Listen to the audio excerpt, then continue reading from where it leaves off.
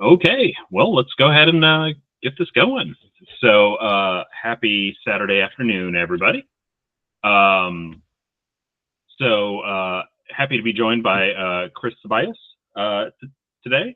So he's going to be talking about artificial intelligence and using that to build some modern, like starter web apps and things like that you might build in this class, in the CodeU program, and can be starter points for lots of different apps and stuff that you might build. So my little preamble here is first, if you are here because of the tech requirement for CodeU, this does count. Just make sure you submit it through OpenClass so you get credit for it. We don't automatically track that you were here and then mark you down for it. So you got to remember to actually submit it. And then just on the topic of AI, it's a very contentious topic these days. A lot is being disrupted by it, and it will have some impact on our industry. It remains to be seen how dramatic that will be, whether it will be a mild disruption or a total, I don't even know what to call it. But it has the potential to have serious and dramatic impacts on this industry, and we're kind of in the stage of figuring that out as a society. CodeU definitely encourages the use of AI tools, but as long as you are documenting them. So these tools are out there. Employers are asking for them, so we don't want to ban them because they have tons of value and more every day. But if you are just going out and generating a project by prompting one thing and it gives you the answer, well, you're not really helping yourself and you're not growing your skills that way. So if you do use AI tools, whether for some of your assignments throughout the program or for your capstone project at the end, that's fine. You just have to document it. Say I use this tool to do this, and here's what I added to it. Here's how I made it my own app and not just whatever Claude or Cursor or whatever spit out for me. So, I would encourage you all just to explore these tools and see what they can do, and ask questions of them so they can help you out and understand things and use them. Just make sure you are understanding what they're doing. You're not just blindly taking what they're doing and copy pasting it and not learning beyond that point. So that's my little AI preamble, just to make sure everyone knows what we're expecting as a program. Other than that, I don't have anything else. So, Chris, if you're ready to go, the floor is yours to teach us about these tools. Thank you so much. I'm very excited of being here today. Today, guys. A little bit about me. I've been into technology since I was 5 years old. Right now I'm 40. So I have extensive career in software architecture and all types of technologies, cloud, data science, business architecture. And for the last year and a half, I've been working a lot with artificial intelligence tools into the machine learning, even before that, and more into the Gen AI.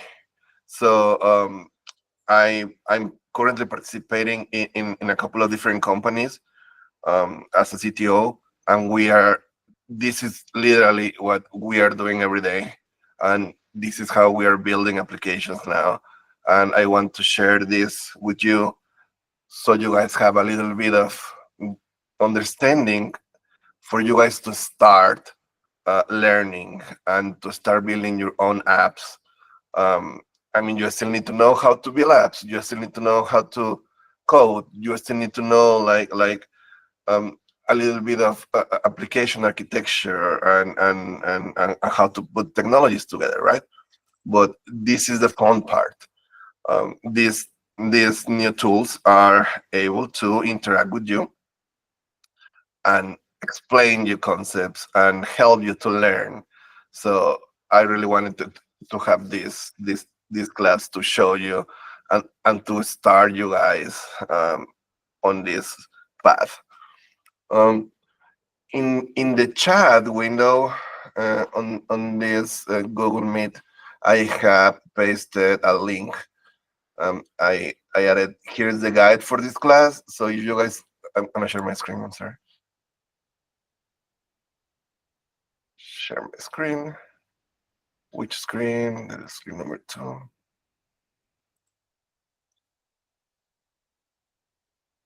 Okay. You notice I have added some information here. Um, so please click this link, and this is gonna open this folder. Just go inside the folder and download this document.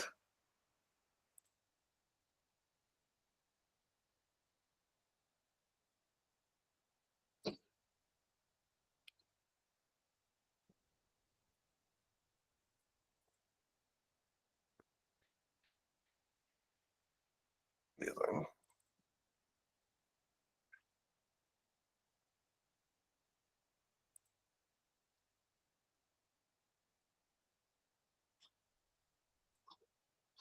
And we have it here. So this is what we're gonna be working with. I have just added a guide on how to start building with these apps, and these are very basic prompts. But if you follow these prompts, at the end you're gonna have an app that that runs perfectly fine and is gonna be built for you according to your specifications. So obviously, the more specific your prompts are, the the better the app is gonna look regarding to what you need, right? So our first step is install Python and Cursor AI. These are prerequisites just to be able to follow this guide. If you still haven't done it, you still have time. Just install Python and Cursor AI, and probably gonna take you 10 minutes of your time if you still haven't done it. Um, for those people that are ready to start, let's start with creating a folder where our application is going to reside. I just did this. I call it 1 hour apps because hopefully we're going to be demoing more stuff here. And this particular app is called Movie Catalog Manager. So I create a folder. There's nothing inside. Step 2, open Cursor. I have my cursor open. I was already doing something actually. So let me switch to the new folder. Then go to our apps, movie catalog manager. Yep, this is the folder where we are going to be working on. Don't save anything.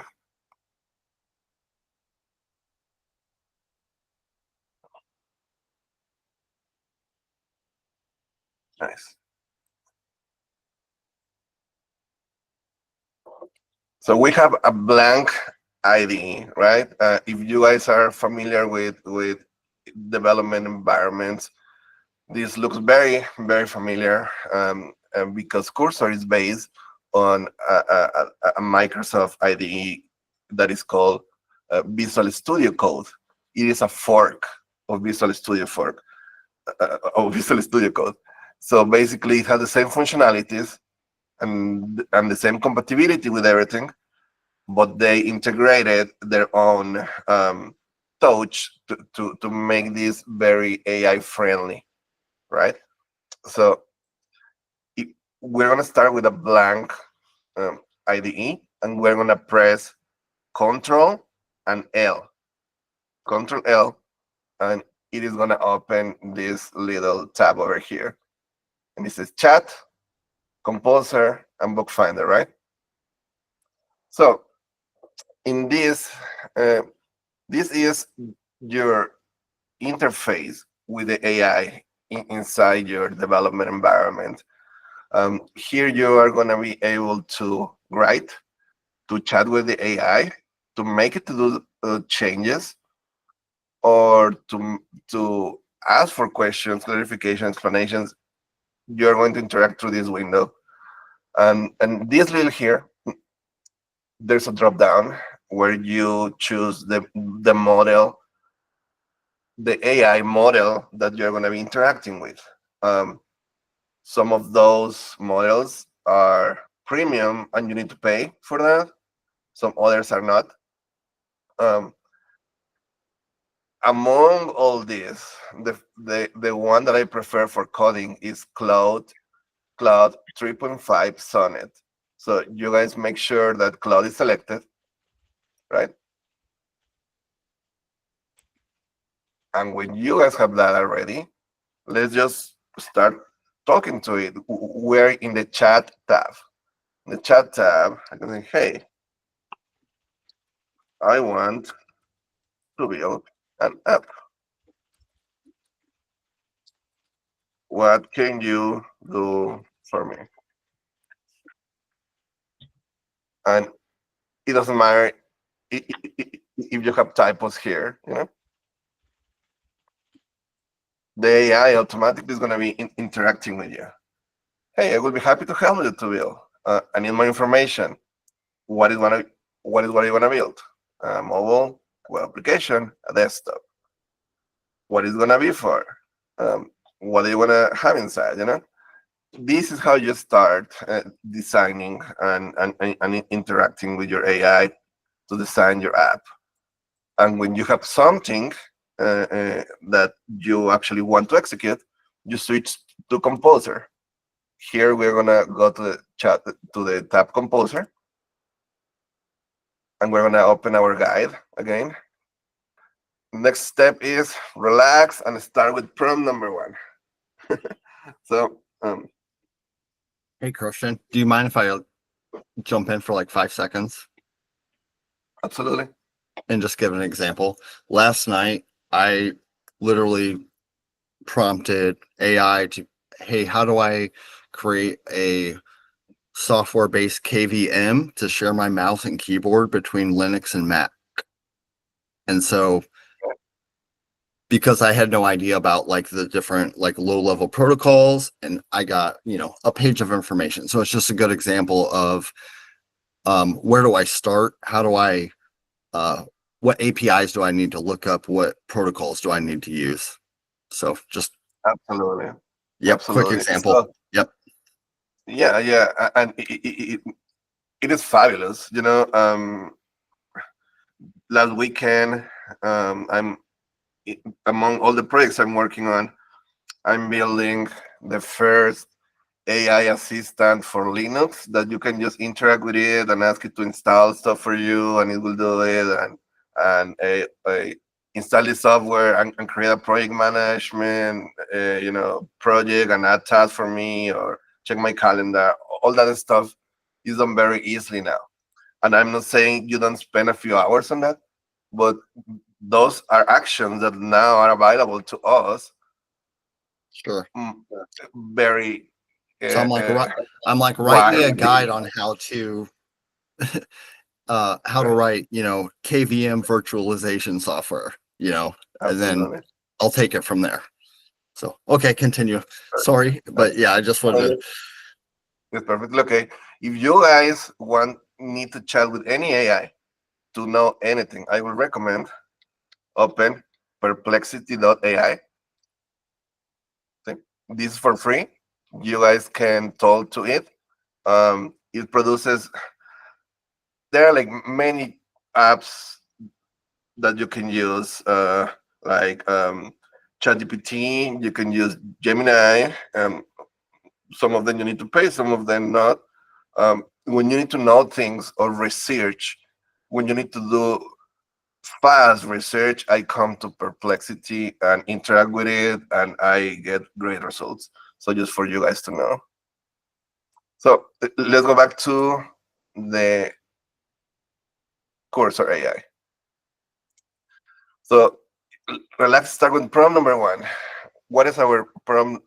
Our first prompt: create a project, right? I want to create a web application where the user can create a list of movie categories. Then they can add a movie and select what category it is in. And then the user could view the various category lists they have added movies to. I want my application to be written in Python, and I don't want to use any super extremely complicated UI frameworks, right? So if we just copy this, copy, and paste it in the Composer tab, you see? Tab, Composer tab. We go to the Composer tab, we paste it.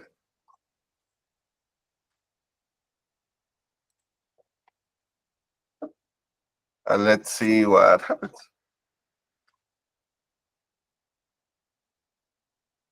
I help you. Okay, cool.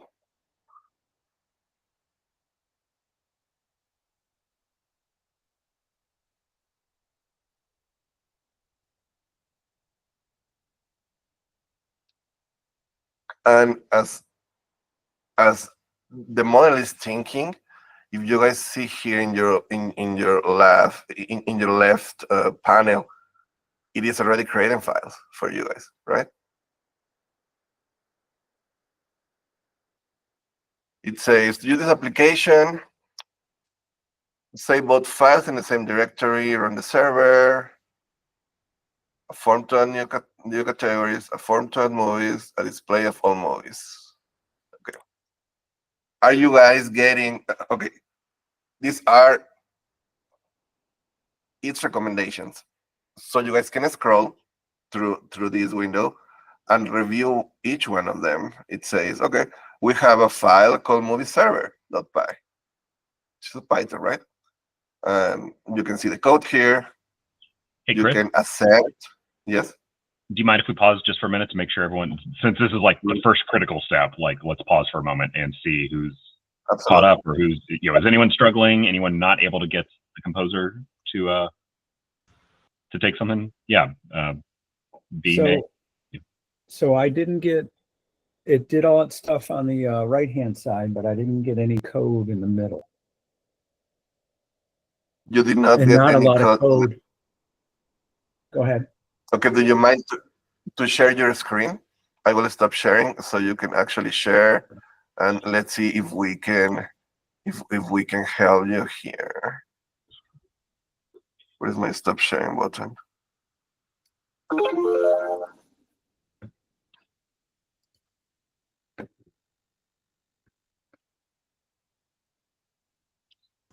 Hold on, let me If it helps, Chris, I'm actually having to go through and click apply and accept for all the recommendations. Okay. Yeah, you can also do that. Have you verified that you are in the Composer tab? Because that what you're suggesting, it is a very common a scenario if you're using the chat window instead. Hold on, I gotta find the right. Yeah, can you guys share your screen and see what's going on with that?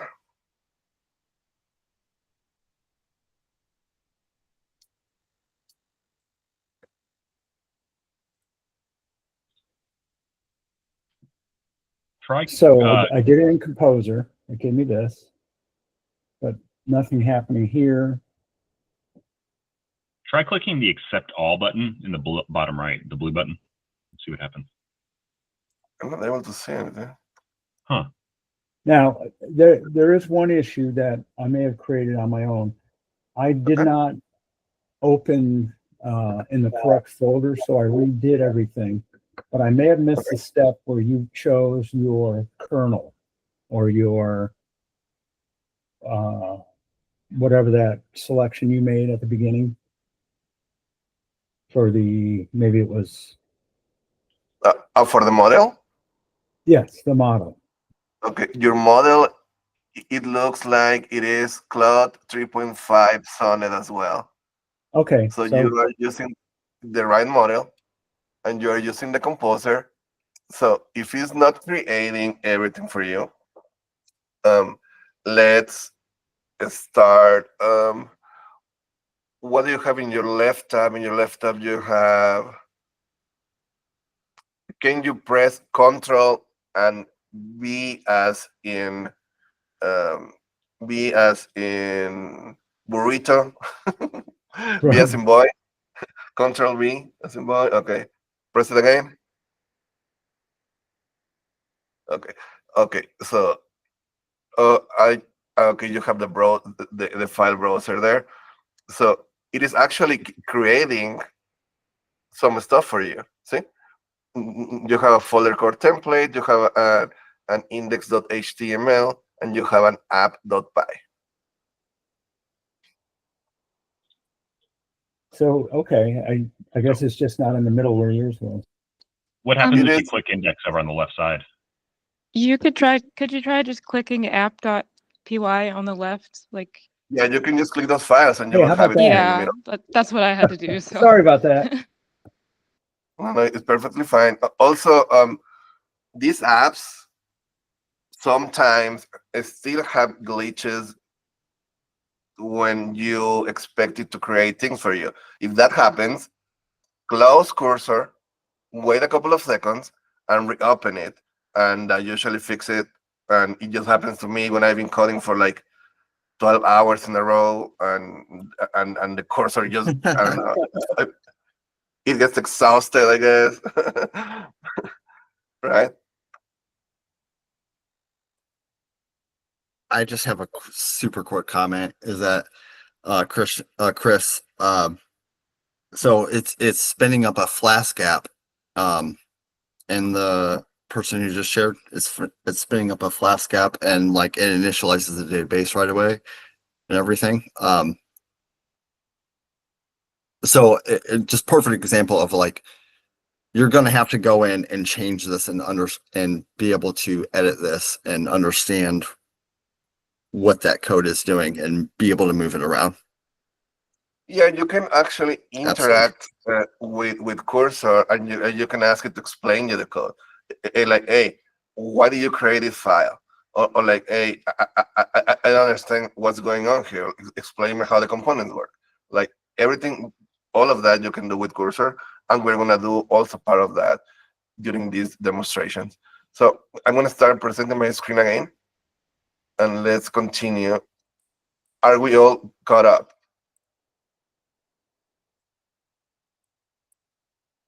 Nice. I see a lot of thumbs up. Nice. Yes, can you please press Control Plus and make the screen little more big, please? Yes. Thank you. So you let me accept the code first. Accept the file. I go back to my composer. In composer, I have a button that says accept all, right? You can also reject all the suggestions. And these are the couple of buttons that we actually care. Sometimes when you are not okay with the suggestion you're getting, you just reject it, and it says, "Hey, I didn't like what you produce. Let's try a different approach, or let's try something else." Okay. So in this case, we're gonna accept all, and it's automatically to me created an index.html and a movie server like .python, right? This one, and you asked me to make this bigger. Like this. Yes. Is this big enough? Okay. Yes. That's a bit Thank better. you. Yeah. Okay. Thank you. Absolutely. So, to me, this already created something that I can run, right? It says run the movie server by executing Python movie server.py.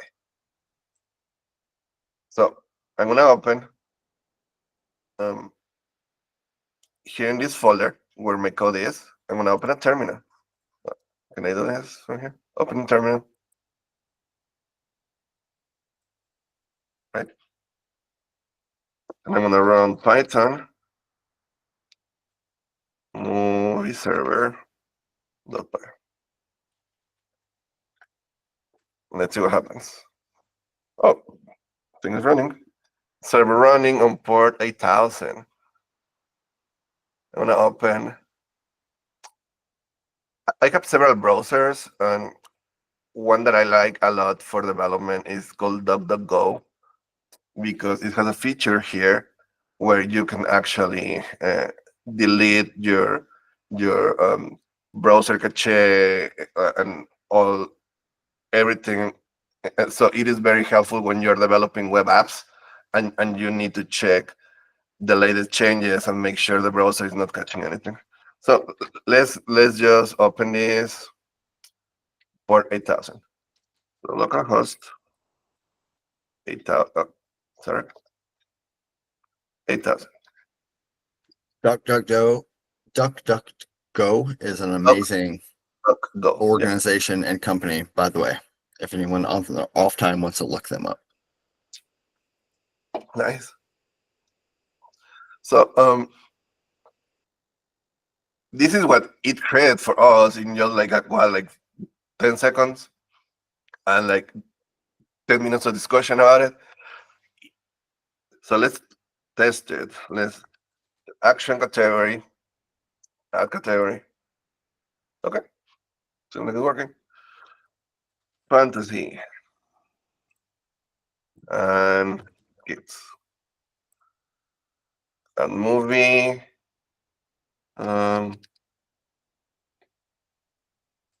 Any no any movie names? Perfect. Select category,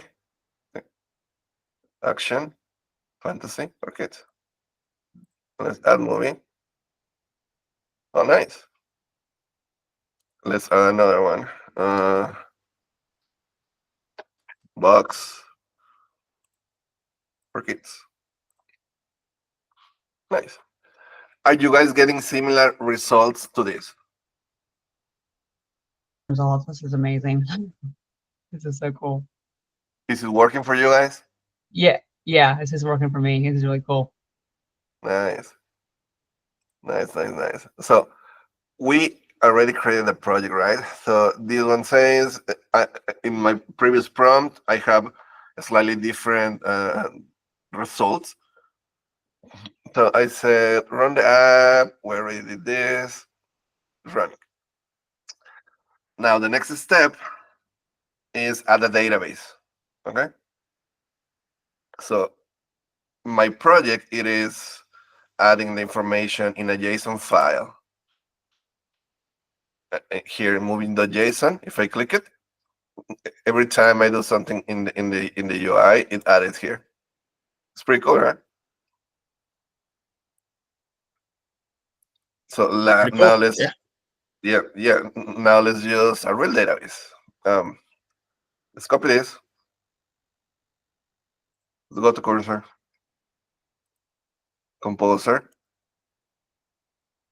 paste. I want to include SQLite as database, and I want you to add data in the movie category.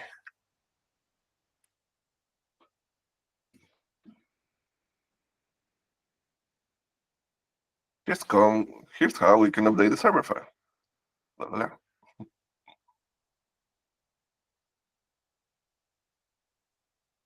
So generating a bunch of code for you guys. The server, nice. This one, and let's go and see what it did. Can you modify the application? Instead of JSON, add some simple movie categories. Here's how we can update the server file. If you guys scroll here, you guys can see green rows and red rows, right? The reds are the edits that are going to be deleted. The green part is the edits that are going to be added. So this is easier to see if we actually open the file. Movie server.py, click it here. Okay. So what happened here when we open any file and we haven't accept all the changes here, we can go one by one and see what is going on.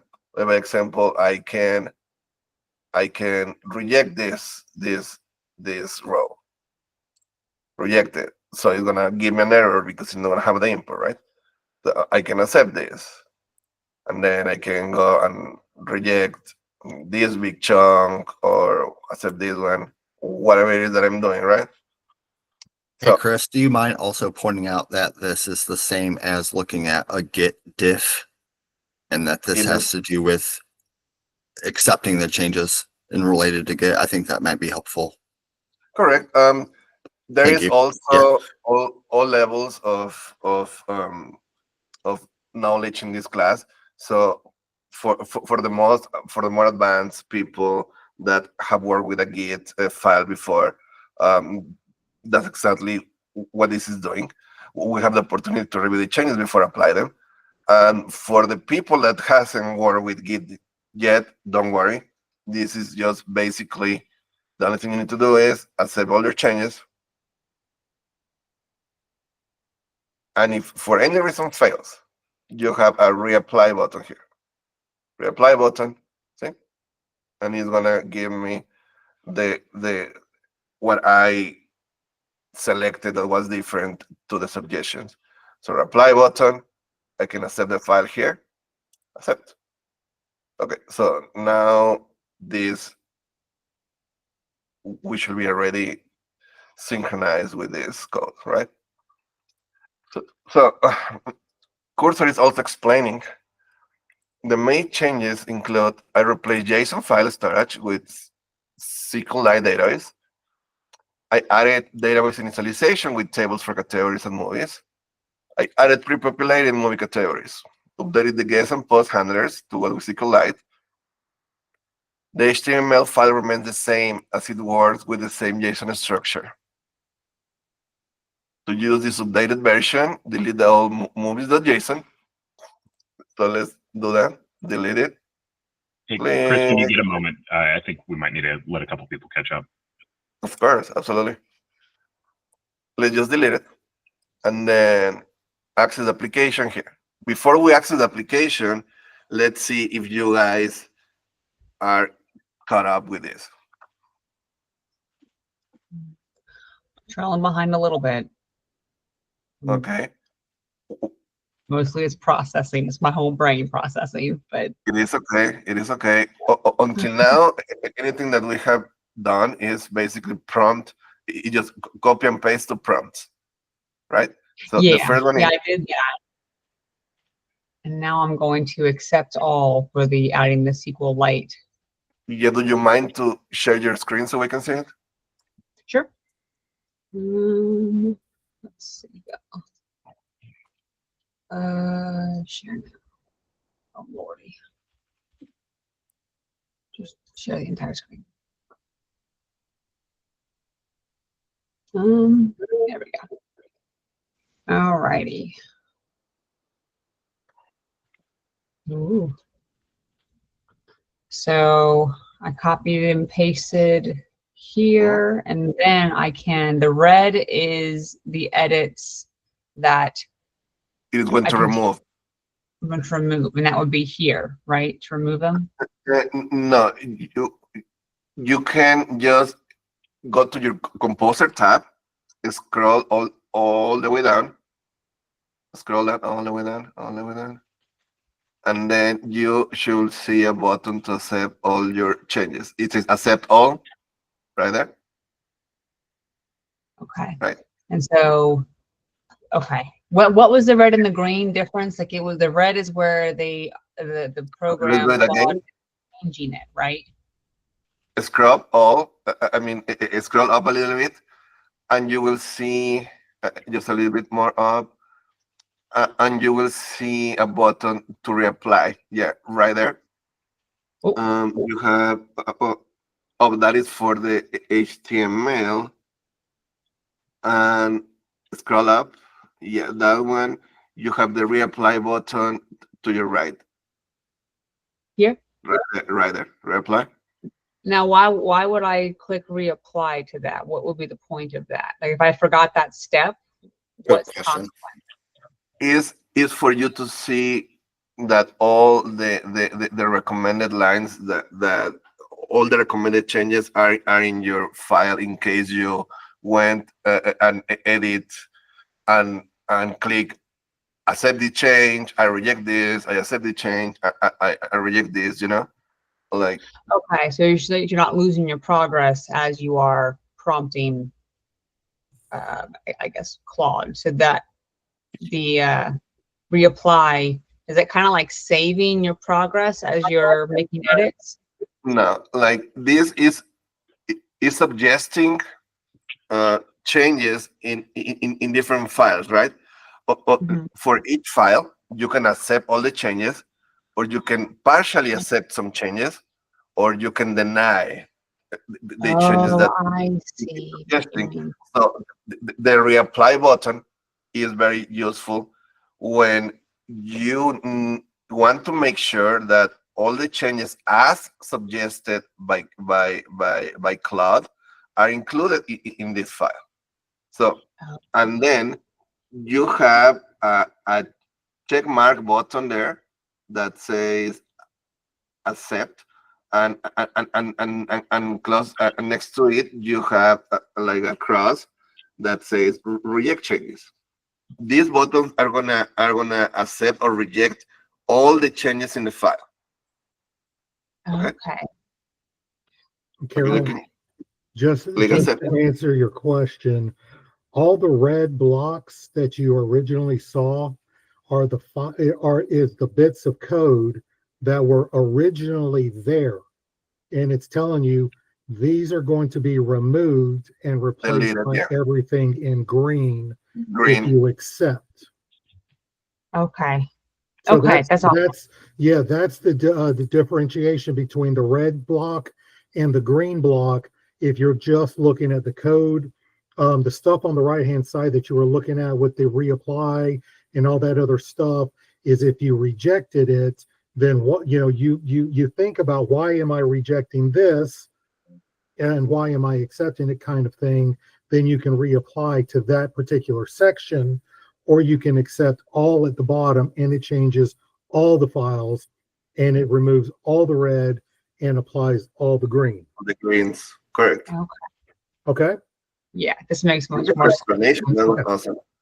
Thanks, Charles. And Chris, I don't want to throw you off. I just want to point out that as a software engineer or tech career that you go into, you're going to look at what are called diffs, DIFF, like differentiations between code, like half your day, all day, every day in your job.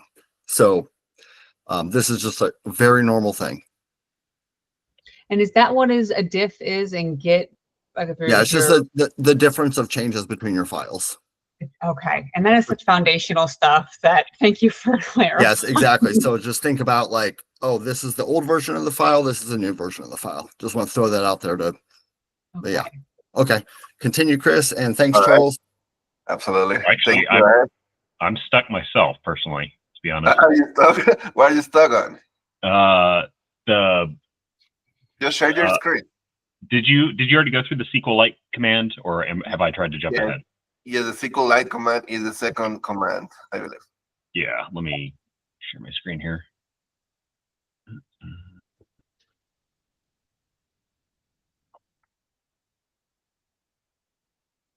All right, do you see my screen? Yes, I see a movie server.py, an index file, a movies DB, and the movies JSON. Perfect. It seems like you are almost caught, right? I thought so, but I'm trying to run it, and it's not like I ran the previous step fine, but this step is not running. Okay, so it's like if I try and run movie server.py, it just hangs there. Yeah, what it's telling you is before you run it, you need to delete the file movies.json to start with. I need to delete this. Yes. Okay. And now let's check your changes. Go to your composer, to your composer tab, and make sure that everything is caught up. And you can also use the reapply button for each window. Is right there, right there. Oh, yeah, right here. Replay. Just to make sure you have all the changes. Okay. Okay, now say, oh, what else is going on? Traceback. Okay. Does this work in Bash? This is a perfect In where? I'm sorry. Bash. He's in Bash. He's not in terminal. I've been following along in Bash so far, but it should be the same, is my understanding. Should be the same because it's Python. But now, go back to your console, please, and copy and paste the error, all of it. Just copy all that from where it says Python movie.server.py all the way to keyboard interrupt. Well, so I think that was just because I did Control F. Okay, so this but is I think it actually is running now, to be honest. Sorry, okay, I'm doing two things at a time, but oh, come on, window. Open your browser and you have it there, right? Yep. I just so opened this up. All caught up, correct? I think so. Right. Yeah, I think it was just the reapply, the delete the file and reapply that did it. It just took it. Nice. So okay. Key relationship, modify it. Yeah. Right. So I'm gonna share my screen again.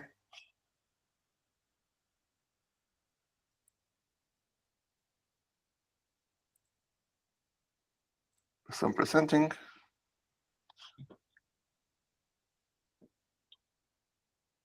What are you guys looking at? You guys are looking at my cursor, right? Yeah, I see it. Okay, so I'm gonna scroll through this. I accept all the changes as it is. And now it says delete the all movies.json. I just delete it. Run the server. It will automatically create a new movies database file with the predefined categories. So we run the server again. It was running, so I'm going to stop it with Control C. And then I'm going to clear my screen. And then I'm going to run it again. Python movie server.py. Server running on port 8000. This is how it should look for you guys. And also here in the file explorer, file browser, you guys should see movies.db. Okay. Let's go to the UI. .go. This is 8000. I'm going to refresh. Reload the page. And it looks a little bit different now. So let's add movie. Batman.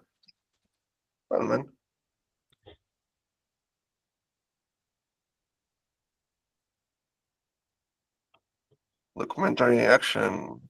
Let's do drama. Okay, one movie. So this change that I asked it worked, right? The more specific I am with my prompts, the better results I'm gonna get. Right now, I ask it, hey, just use a database, and that's it. Now, let's go to the guide again. Verify the results, and chat with cursor in case you have any errors here. Now, the next prompt is add functionality.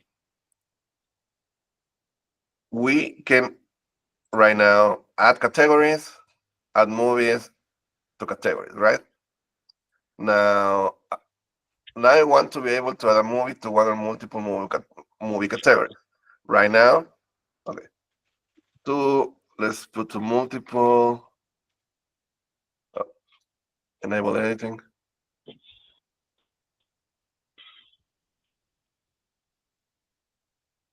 Hold on, why am I saying like this?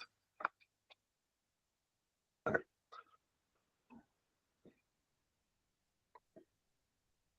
Now I want to be able to add a movie to multiple movie categories. Okay. Are you guys clear what we're gonna do right now? At the moment, I can add a movie to only one, right?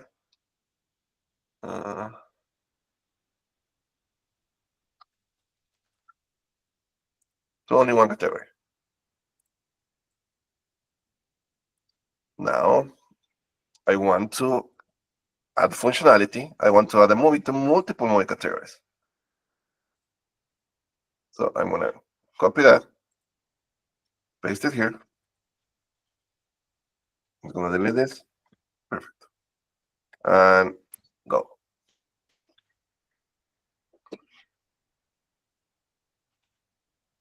I'm gonna throw out there real quick that Chris, there's a couple people like in the chat that maybe are having issues with like getting their Python environment set up and running and things like that. And so just my advice is to you can ping me on like the Slack or go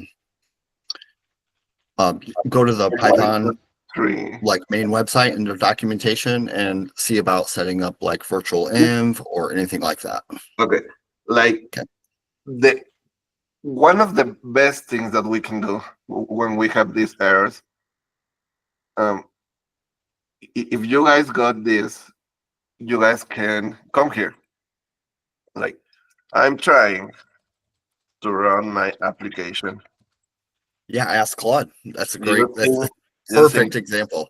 Python, what was movie server.py. But I'm getting this error. And then you paste whatever you guys. It's such a great example. Command not found. Like this, again, this error. Command not found. Or there was another. I had to use Python 3. Okay. Or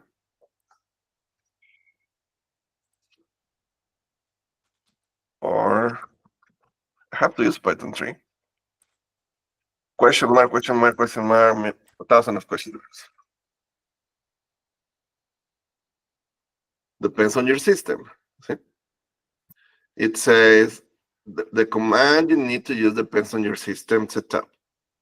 Here is the common ways to run a Python script. If you're in Linux or Mac, you need to use Python 3. Okay? If you're on Windows, you use Python.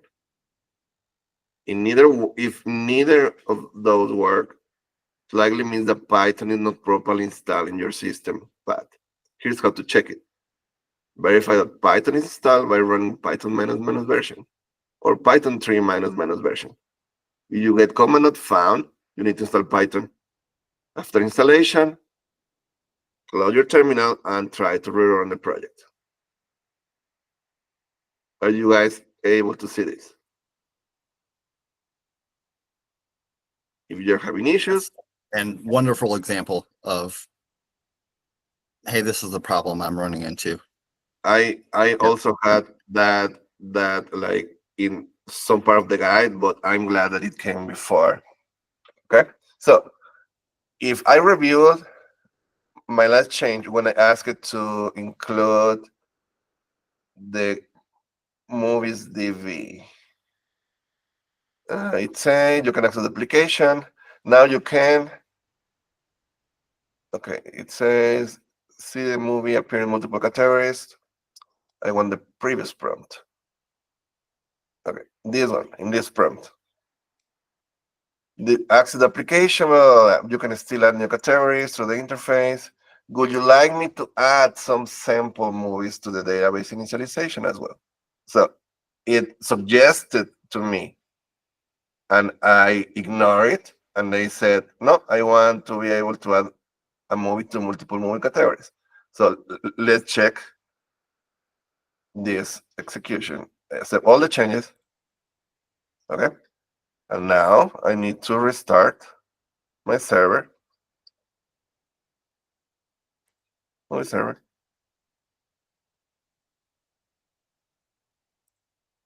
And I refresh my localhost 8000. Okay. So now I should be able to add a movie to multiple movie categories, right? Movie title. Fast and Furious. Furious.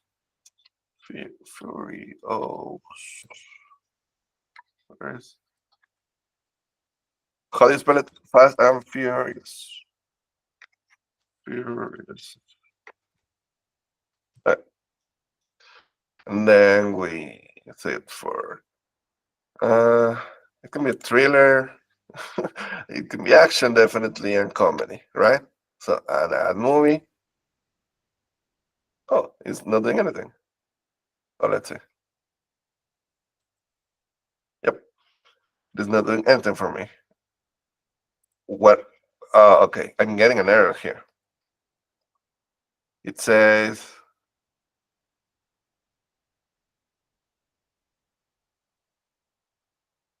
okay, it's perfect. Exception occur during processing of request. So I copy this, key error title. Copy, maybe because I didn't move something here probably. So I'm getting this error. And paste.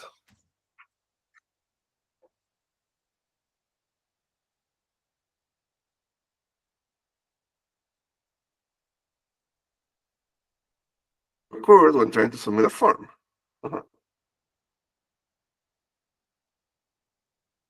Made in JavaScript and properly handling the form, Python. Regular form, okay. And then it modified something it's telling me that modified something in server.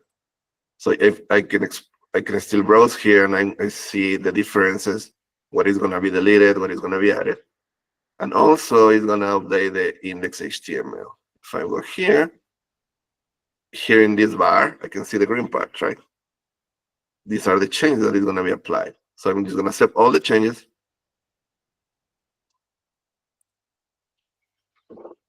Stop this.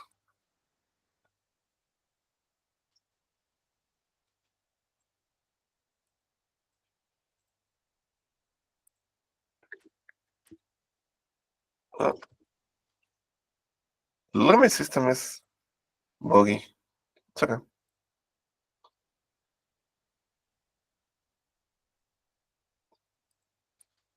Okay.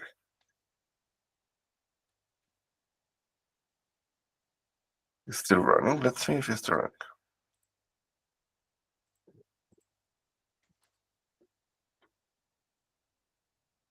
Okay, it's not running anymore. Fine. Meaning that this actually stopped. But it's my console, my Windows system that is corrupted. So I'm just gonna open a new terminal. Open terminal. And I'm gonna do exactly the same thing. Python. Movie server. Server running on port 8000. Come to my DuckDuckGo. Refresh. Okay. Now it should work.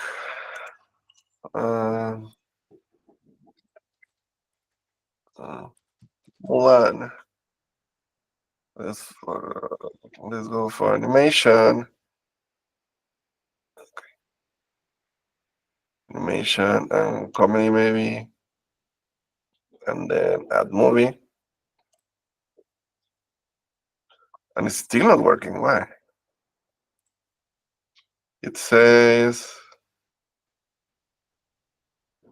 huh?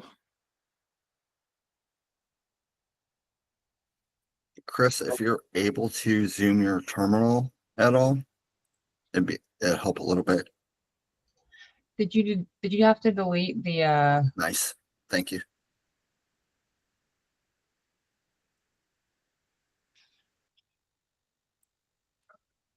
So let's see what's going on.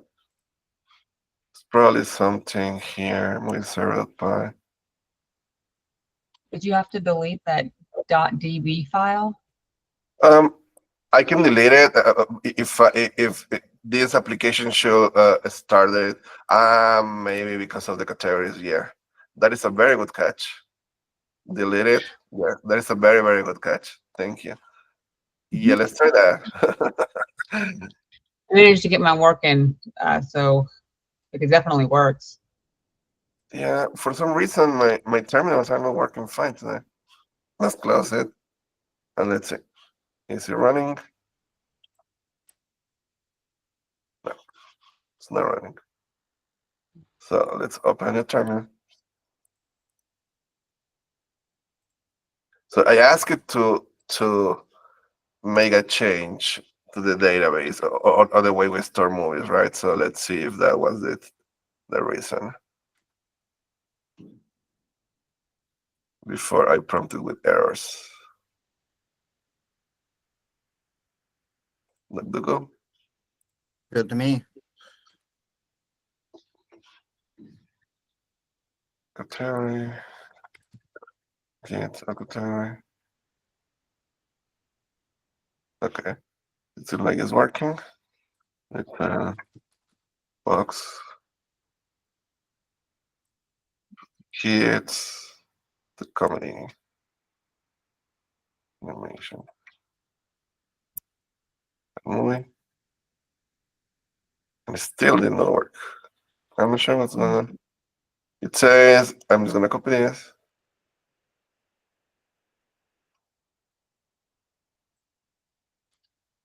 I'm trying to the movie. Let's see what it does.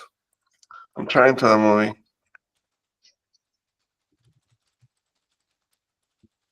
To move the pocket terrorists. And it does not work in the web UI. I'm getting this error.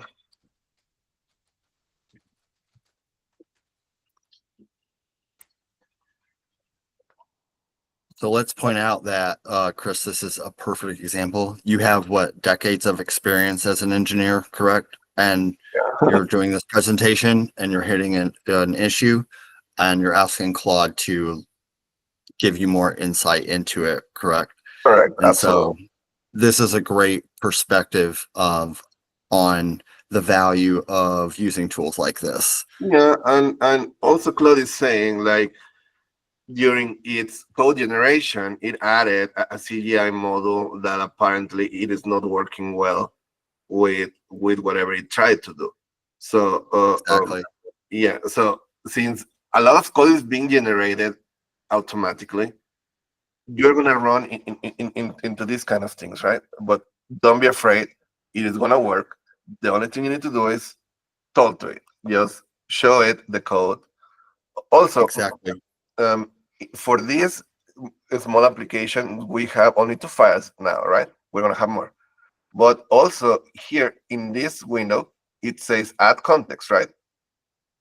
These add context is gonna allow me to browse any files in my application that I want Cloud to be aware of the code there, so it can take better decisions. The more information I give it, the better results I'm gonna get. Okay, so we're Yes. gonna do this in the next step. So let's accept all these changes and see if that works.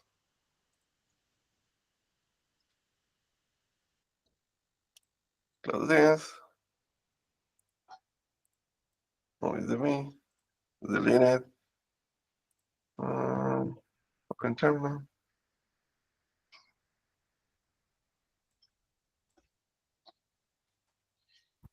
Let's go start it.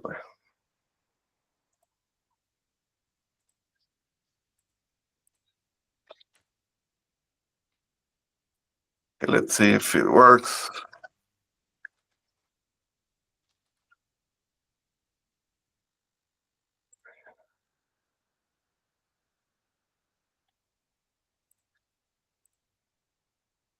Okay, it looked like it did work. It added a V. Oh my god. Okay. Let's see why. There's Wait, it an only added the B. I don't know why. Let's add a matrix and Let's see action. if it adds the whole movie title. Yeah. It's only M. So what I can do Oh, is there's got to be a string 0 somewhere in the right. code that it generated. Yeah. Yep. So let's do something. I wanna take a screenshot of this. Where's my screenshot? Press screen. Can you put a screenshot of your results into Claude and then be like, hey, this happened. Yep. Fix it. Yeah, Ah, that's so cool. Hey, Claude, get it together. Yeah. What? I'm able to see that a movie is being added to multiple categories, as requested, but only the initial, but only the initial character in the movie title is displayed as shown in this screenshot. And paste, go. Are you guys having all this kind of trouble, or is only me? Okay, I see the issue. The problem is with SQL query that retrieves the movies. No issue here. Okay, so it's just me and my exhausted cloud after working so many hours. So accept all the changes and let's see if it actually works.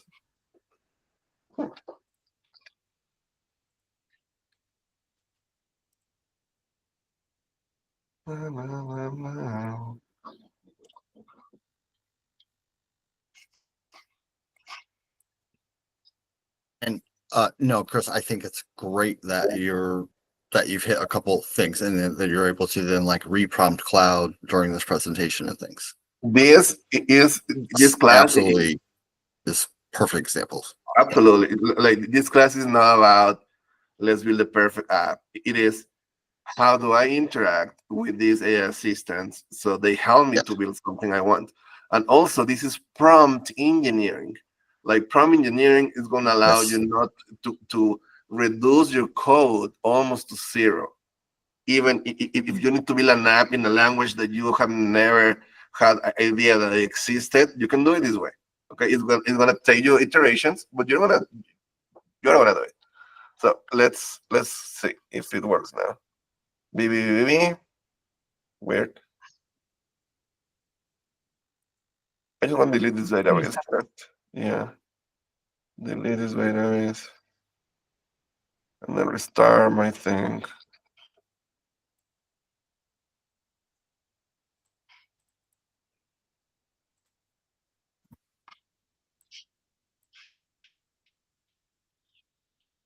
And also to everybody in here today, this is why code generation by LLMs is not going to take everybody's as software engineers is not going to take your jobs because it takes somebody to go in, reprompt the LLM and read the code and move the code around and to actually understand what your application is doing and be able to explain it. Yep. Still exactly the same thing for me. Yeah, I'm not sure exactly why.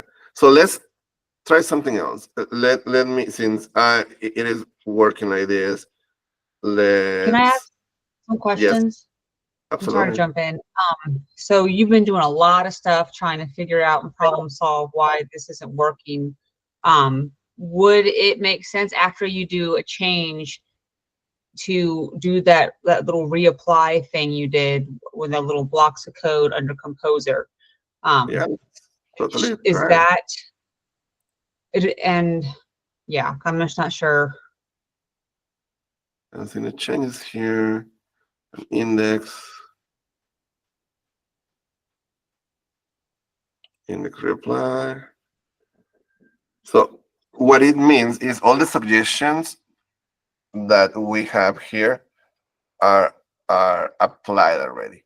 But it doesn't mean the errors in the query are still okay. So they're still persisting. Avoid application warning, remove change. So let's try to figure out where is the code. Movie handler error.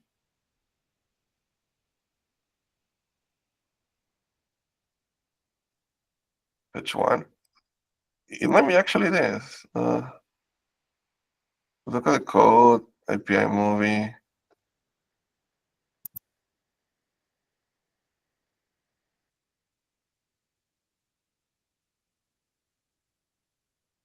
This instance of data, this is the categories. it might be here, rows, execute, select name from categories, application, where are the movies?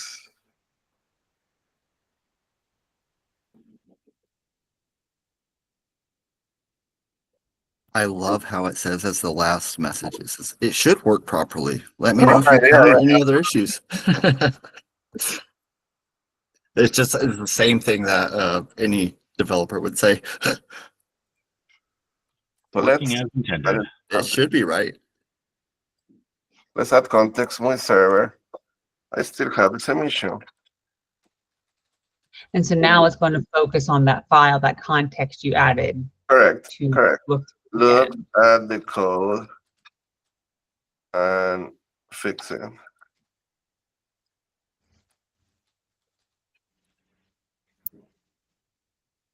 Now it's going to focus on this file. Look in your code. The issue is where only the first character. I noticed that the problem might be how we're handling the data in the HTML file. So it is not here. It says that it might be something in the HTML file. Look at my index. These are the changes proposing. Title, title for each movie title, create element. And before movie title, use the full movie title. Okay. Let's see if that actually does something. Watch movie title. Movie Yeah, it was title. like item number 1 in the suggestions. It was like, oh, I'm going to explicitly use the whole movie title instead of index 1. Correct.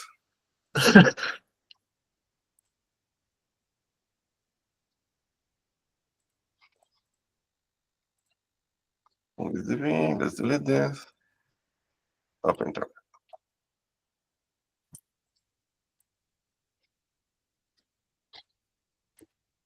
Let's hope that this time it get it right.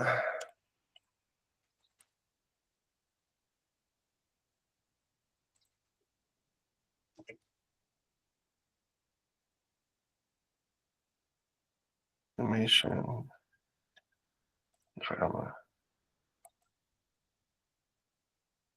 Still with me. Yeah, I don't know what exactly is going on here. So let's, since we already tried iterating, right? But we have just prompt twice and then a bunch of corrections here. So what I'm gonna do is I'm gonna create another folder and see what it will do. We catalog.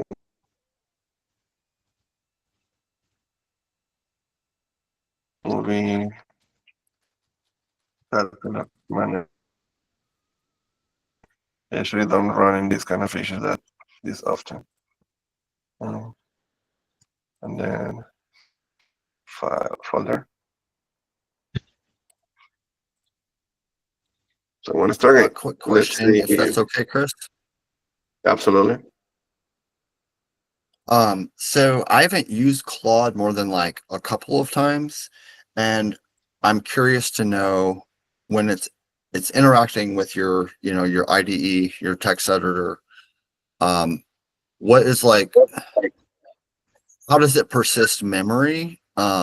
As far like if I use Chat GPT in a web browser, it'll keep my prompts and things for a while, a couple months or so.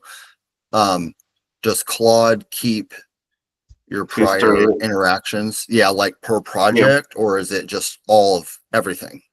You have a chat ID that it is indicating that it is taking a conversation and saving it. See the request ID. So you can, all these AI assistants work in threads, and they are supposed to be That's why I asked. Yeah, when you start a conversation with them, they're going to start a thread, right? They're going to start a thread, and then all the conversations are going to be on that thread until the conversation ends. At some point of time, they run out of context, and you need to restart and give them initial context, but this happens after it's been running for a long time and you have like a lot of files in your application. So let's start. I don't know what's going on, but let's start once more. It's gonna take me 2 minutes probably. Your application. Thank you. That's exactly why I asked. If it's helpful at all, Chris, I've worked ahead and I've done like all the steps. So I'm happy to share my screen if it helps, but we can just let you catch up if that's best. Yeah, it's just gonna take probably 2 minutes or less because Okay. I prompted. Hold on. I prompted the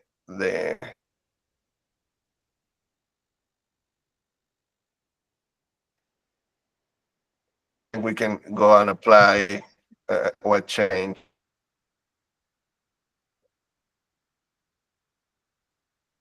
Can I ask some more questions while you're Absolutely. doing that? So for like terminology, trying to get down correct terminology and understanding what's going on. We're using Cursor, which is a software that facilitates building code or building projects with AI. And whereas Visual Studio Code is an editor, like a text editor that can incorporate elements of AI. I think there's like this Git pilot something that I avoid. I don't know what it is, but it looks like could I do something like this in Visual Studio Code pilot? or GitHub?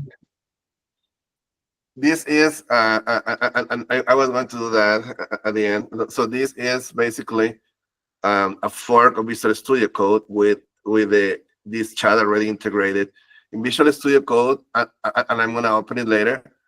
I use an extension now that is called Clyde or something like that, and I'm going to you, and it has the same functionality, but you need to configure it, and it provides connection to multiple AI providers. Okay, so I'm gonna also show that in a second. So let's see what happened with this thing. Maybe is the composer. The composer is suggesting something very different to chat. Chat is giving me to run this application, install this, install that, authentication. So let's do this. Okay, localhost. Okay, let's try this. We can't tell manner too. Yeah, Carol. Cursor is just another text editor. They just have a lot more AI tools built in. So that could be a place that I kind of play around with different, models, I guess, different AI models, because I saw you could have Claude.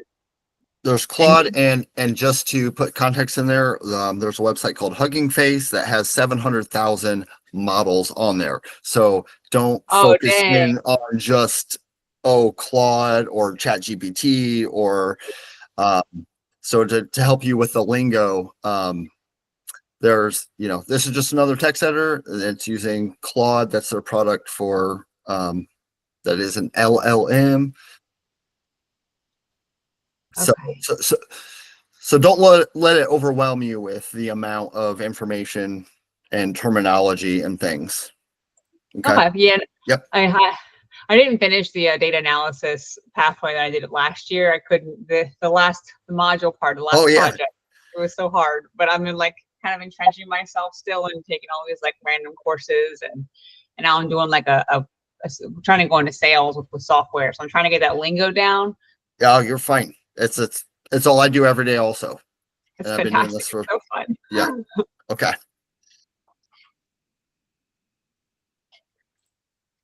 Hey, son.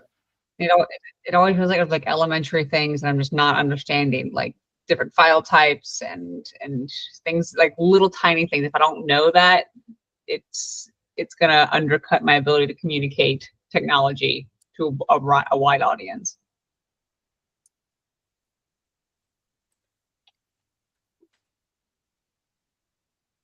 Yeah, you're absolutely fine. Everybody is doing the same thing, learning every single day. no matter Oh, where yeah, you're that's at. great. And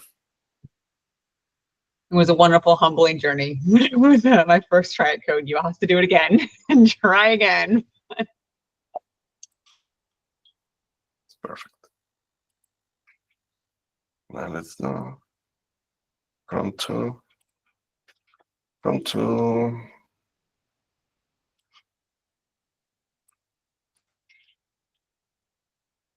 I feel like there is an issue with whatever thing to for me at this moment. I want to include.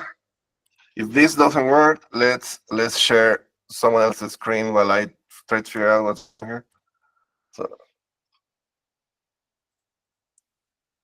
delete.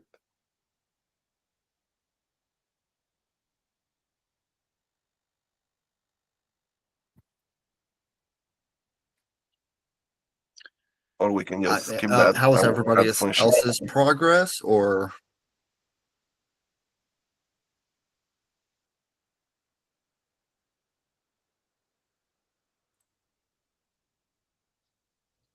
I could talk to Claude and ask Claude to write different kind of files because it's cool. It's interesting to see an HTML file compared to a Python file and how a Python file informs an HTML file, and then Yeah. just seeing the local host. Like that's all that kind of stuff is not deep enough in my brain in the gray matter.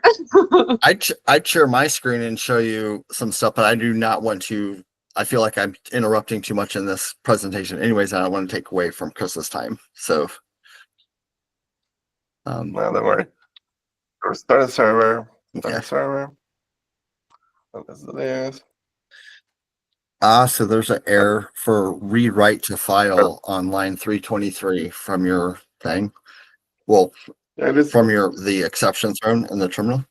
So yeah, how did yeah. we started another the server? Yeah. Okay, so now it's working. So has the functionality that we want, right? So now let's continue. We have some functionality already. Now is the time to make it look pretty. In this step, I want you guys to go to your favorite movie site, whatever it is, it doesn't matter. I have copied and pasted a screenshot here. This is Cinemark. But you guys can pick anything you want. Just go to your favorite movie theater website and take a screenshot like this. And now let's prompt, make it look like this. Make it look like this. Paste. Oh, sorry.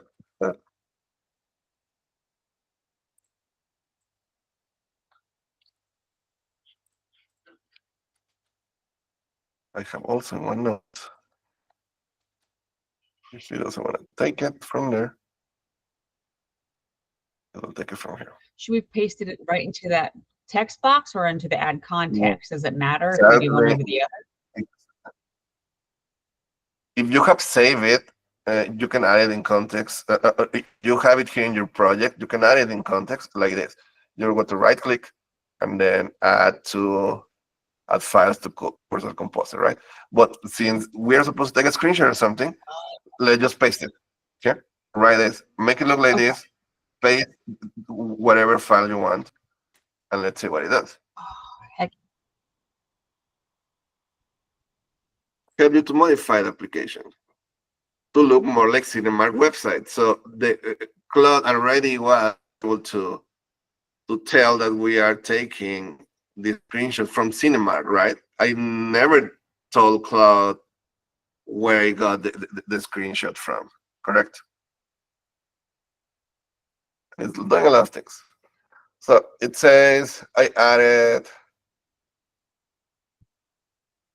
a modified application to make it look like Cinemark. These are the updates to the HTML file, which are a lot, of course.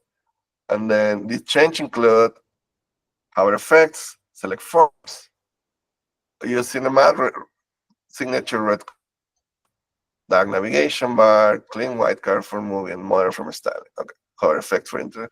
Let's accept all the changes.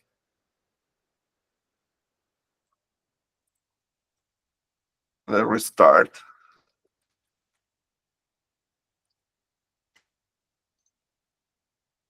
Let's open a more modern browser. I like Opera a lot. I don't know why. Haha! Nice. So this, okay, I didn't want to look like exactly the right, but this is what it is. Isn't that impressive or what? That is crazy. This is I can go build a website and just like copy and paste pictures of art websites that I like, and then structure my own. This is really cool because I don't have any coding experience. Absolutely. I'm doing by example, I'm actually working on a project where let me see, where I need to follow paths that I took screenshots of. So this is being very, very, very, very helpful to recreate. Could you put a right? Sorry, go ahead. Do you guys want to share what the results are for you here? Does someone want to share your screen and show us what's up? Sure. Yeah.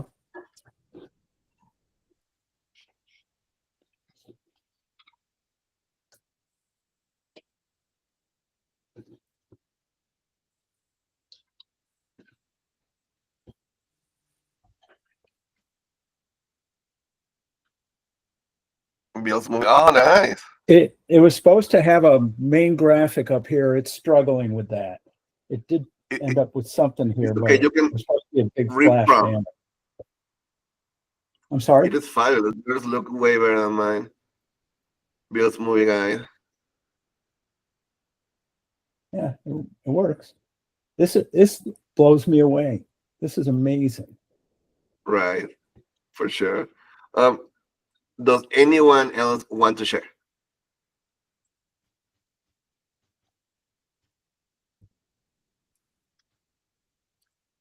Can we do so Brian sent me a message. I think he has an internet issue, and I don't know if anyone else is here to kind of facilitate the conversation. So I'd encourage anybody to just like unmute yourself and just maybe Chris, are we at the point where we want to talk about the results, or do you have more to No, let's anybody wants to share their screen? Just feel free and open, and let's have a discussion. I'm having a little bit of an issue. Can I share my screen real fast? Yeah, go ahead, Carol. Absolutely. Go ahead. Yes. I just want to say too, this is what, and Chris, you could probably speak to this, is I've been working remote for like 8 years, even like prior to the pandemic. And so it takes a lot to get used to just like talking to strangers and people randomly on your team in different countries and different time zones all the time, and writing code in front of them and being nervous in front of them and collaborating together. But that is a very important part of kind of just letting yourself be out there and to be able to collaborate, online with everybody. So just throwing that out there. Mm-hmm. So don't be Appreciate scared. it. We're very open all the time. Nobody's going to judge you or tell you you're wrong or so. I'm Absolutely. trying to Carol, copy Carol, and it's just you can open a web browser and go to the page of your favorite movie theater. It can be Cinemark, it can be whatever. Just open a web browser and then go to your whatever page and make sure that is out. theater. What's a movie theater? If not Cinemark, I don't even know. Frankfurt There's Regional there's or AMC. I heard Frankfurt Regional. Yeah, I go to the Frankfurt. I think it's called. I go to Frankfurt, the Frankfurt one. I live in Georgetown, Nice. No, I'm gonna put that. That Okay. should. Just go ahead. Republic Theater, is that it? Oh, that's cool. All right, then I can just take. Yeah, Republic. Yeah, All that's right. What screenshot Take a of that? screenshot. Just like that. I'll just make sure the conversation in the Google Meet it doesn't also get there. You're breaking up a little bit. I think he's so move your Google Meet little Can you Google box. Meet out of the way? Yeah. Ew. Yes. No. I hate that little box too. Scroll a little bit down. Scroll a little bit down.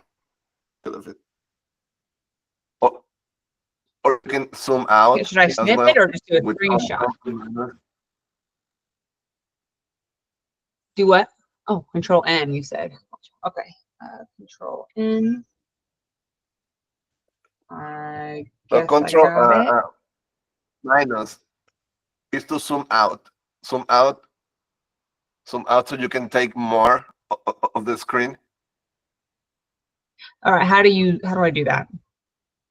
Control with minus control in your and browser moving or your mouse wheel up or down. Exactly. Oh. There Okay, you now take a go. screenshot Okay. of that. Just for you to take more. Just take a screenshot. And screenshots Control N, right? Or just the. I press the take a screenshot on my keyboard. Oh, there you go. That one is Let me, perfect. And select all everything that you want to appear. Right okay. from Well, there. I just want this right there. here. Yeah, yeah. Okay. So I'm gonna do that. Not that part. I'm gonna do that. And then I can copy and bring up cursor. Paste it there. Control B. Yep. Perfect. And then I can say Make make it look it like look like this. Bam.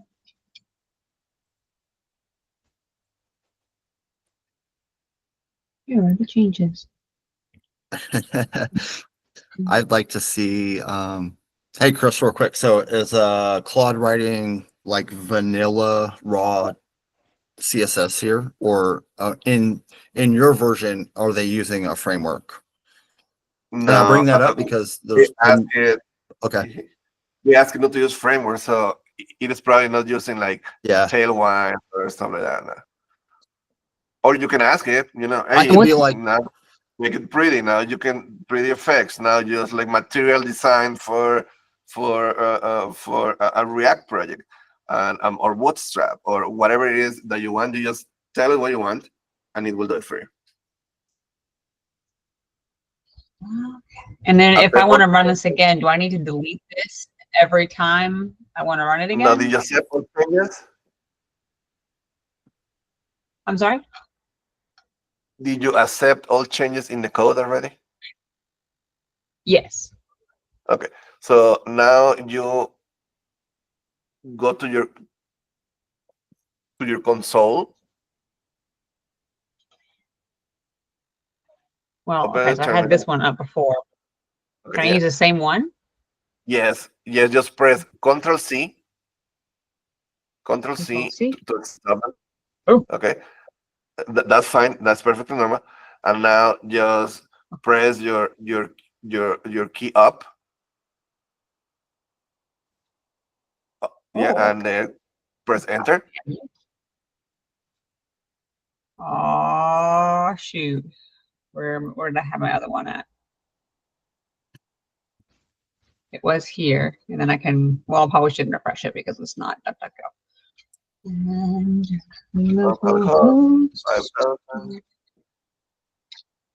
oh, that's amazing. No way. Yeah. Oh, there's the images, I guess. That's okay.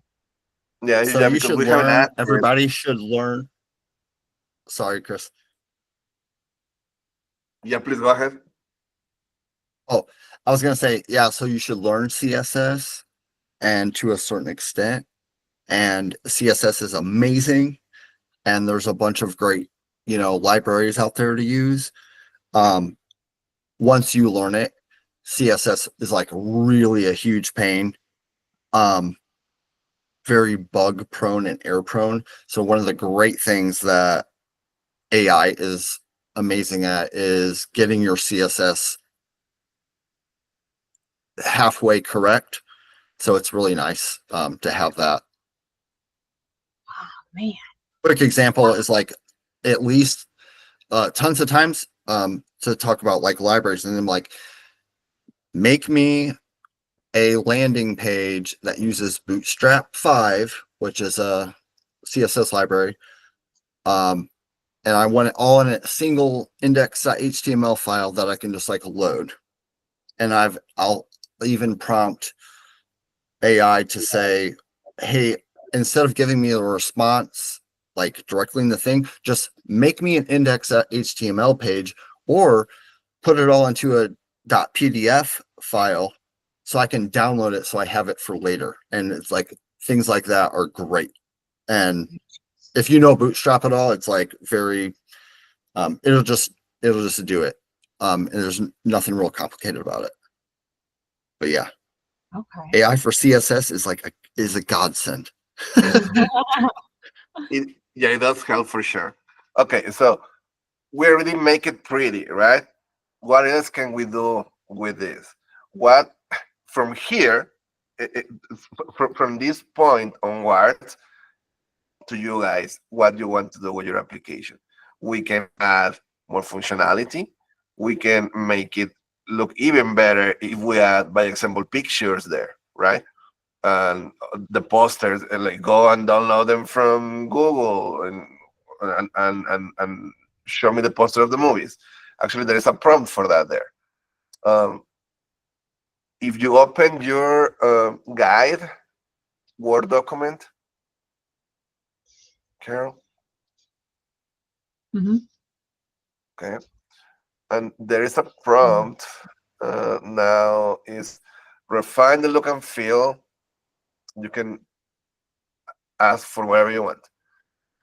And no one is sharing right now their screen. Oh, you want me to share? Just in That's case. all right. I got a little bashful, but I can go back and share. You're fine. I just didn't. Yeah. So refine. Okay. The look and feel. To change titles, the font sizes, whatever you want, or you can scroll down and refine more specific functionality. In the index, I want to see feature movies card with respect to poster, add the poster to the movies that already exist in the database. Do you want to use that prompt and see? Okay.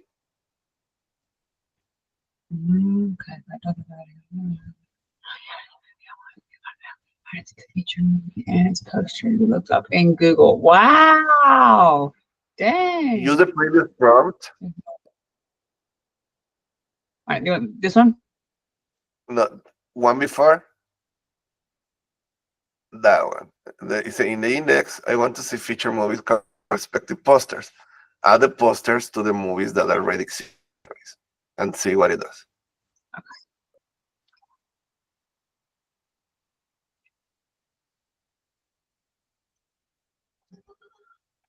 A dumb question. Index. What is the index? Is that the HTML file, or is it like the catalog, like the directory? Yes, it is. Index.html is the default file that like. Okay. Yes, it's like the default file that for a homepage, according to a lot of different internet protocols, is defaults to. Just so, yeah. Okay. Most of the time, file names don't, or that one matters, and where it's at in matters. But I wouldn't worry about it too much. Okay. I'm gonna do accept all and hope that it's good because I don't know what all it did. And we're going to go to the file here. No, we're not. We're gonna go to this one, and I'm gonna press Control C. And then we're going to do the little up arrow. And we're going to press enter. I'm just going to talk out loud and we're going to roll with it. And let's try to refresh it and see what happens. Way to go. Way to go, Carol. Okay, cool. And a new movie title. Now there isn't much else under here. Let's just, okay, new movie title. Someone give me a movie. Hunger Games.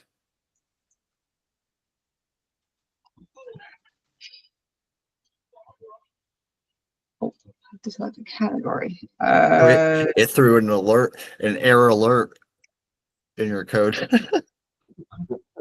Sorry. Theory. Operation. What happened to your application? I don't know. Maybe I need to. So If there's you an don't know- error, a SQL error. Is that the error here? This trace back? Or can you make that window a you little can bigger? copy and paste it And if so you this is want, but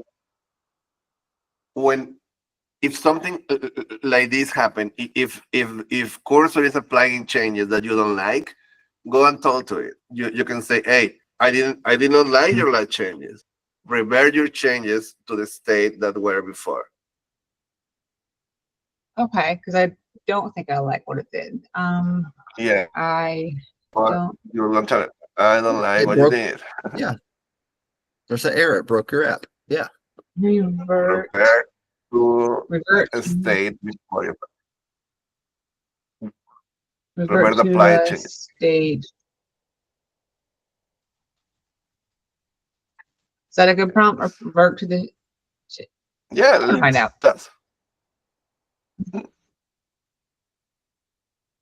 So I have an opinion here that I'm going to speak about really quick is that, so the error is a SQL error, and it was talking about, and I only know this because I could read the error, right? And I have context around it. The SQL error is that there's a column that isn't, so select in.title, concat as categories. I'm squinting to kind of see this. You don't have to zoom or anything, but so telling, it tells me that there's not a connection to the database or that a column doesn't exist or something like that. So your prompt could be more like, hey, this is great, except it seems like my SQLite 3 database, I don't have a connection, or I haven't created these, like this column for it yet or something. Okay. I know that's like very complex for a high level. It does. overview. That goes a little over my head. But I got like 10% of that. Yes. the error also could be Did look the error also could be because the UI changed, right? It changed the UI. It's not showing the same columns, and it probably did not change the service. So that could be related to it. And we have a question by Elizabeth. It's not a question. My assumption is that she tried to add a movie without adding the category. So as per Mr. Brett, the SQLite, the the table category was not existing, and you are trying to add a column to it, and that's why the SQLite threw the error. That's what my assumption. Yeah.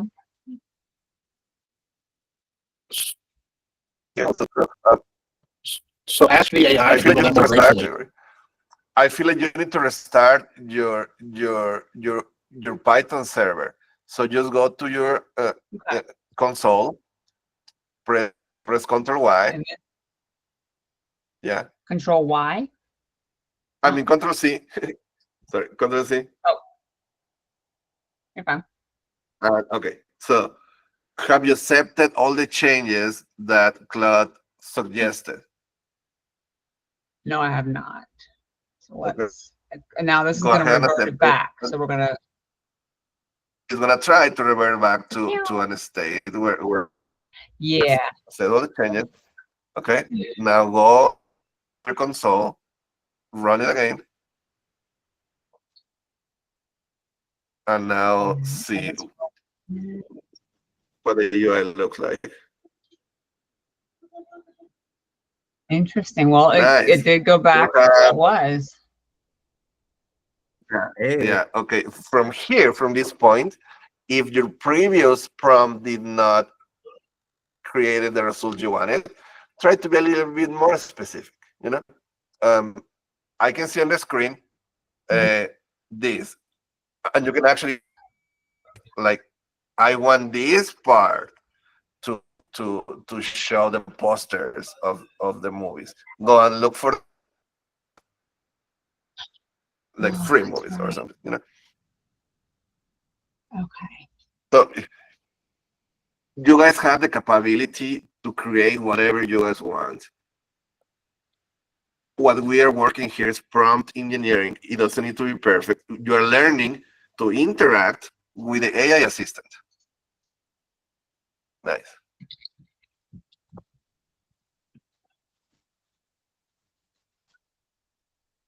Posters. Perfect. Paste.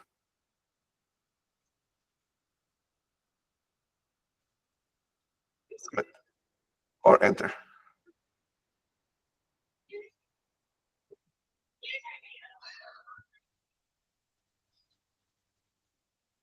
So let's see if this prompt it is a result that you like.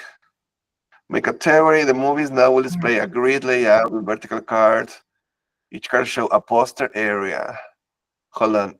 Just before you run the changes, just prompt. Make sure to get the movie posters from internet.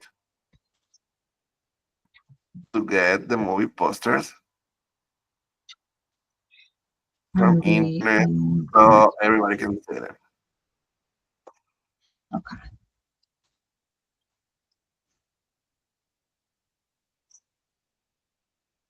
Okay, now it's going to include the movie data. It's going to include URLs from IMDb. Oh my And- gosh, I can use.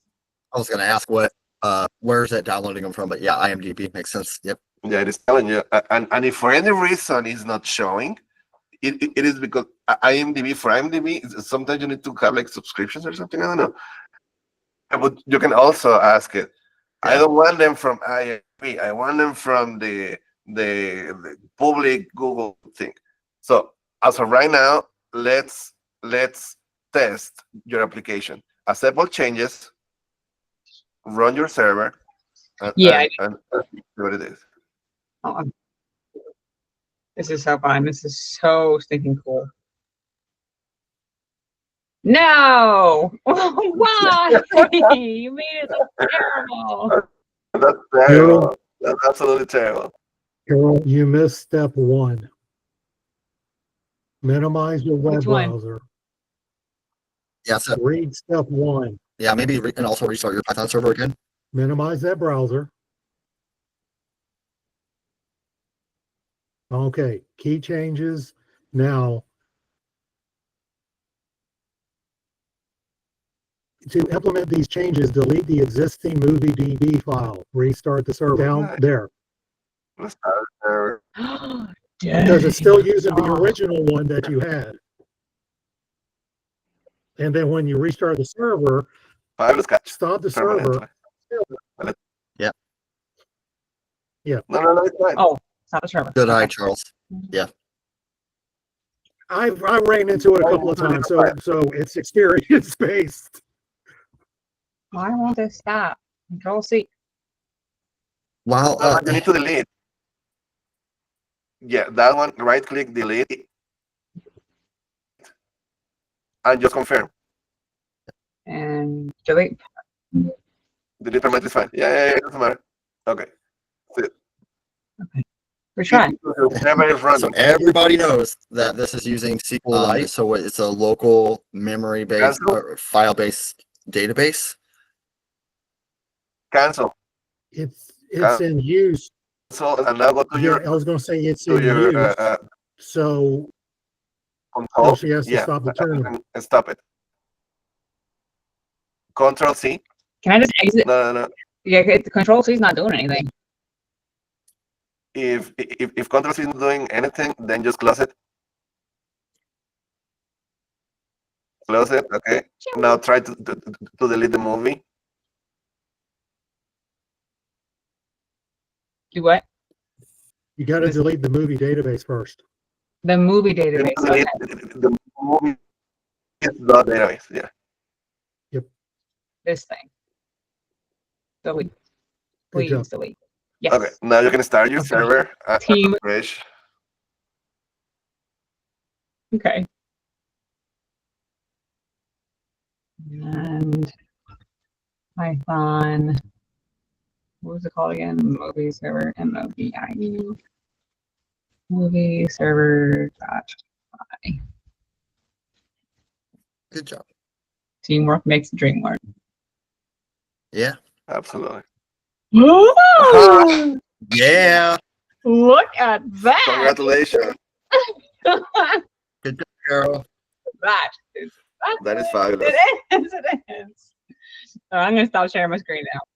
This is so cool. All right. All right. I feel like we reach. I feel like we reach where we all have completed this, and it is a sign of satisfaction just to bring this to this point, right? With a few prompts, with a few interactions with the system, we are able to create whatever we want. Okay. Now, in these minutes, I want to answer questions that you guys have. And I also going to show you other options that you can use that is not Cursor. Cursor is not the only IDE that provides that. We have also, let me share my screen. Resume presentation. Okay. Cursor is not the only tool that we can use for the job. We can use this one that is called Pair AI. Let me see. I'll move it here. This is another one that looks very, very similar. It's called Pair AI, right? But this one is open source, and it's supposed to give you tools without you need to pay. Sometimes when you use Cursor, if you want the more, you pay a amount of money a month.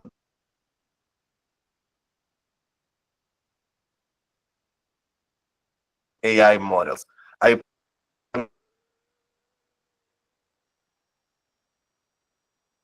But if you guys, your experiment. Christian, you're cutting out a lot. Okay, give me 1 second. I'm gonna switch to my Chris, headset. Chris, it wasn't your audio. It was your internet that was cutting out. You might want to turn your picture off. You're using your picture's probably using too much bandwidth. Your video.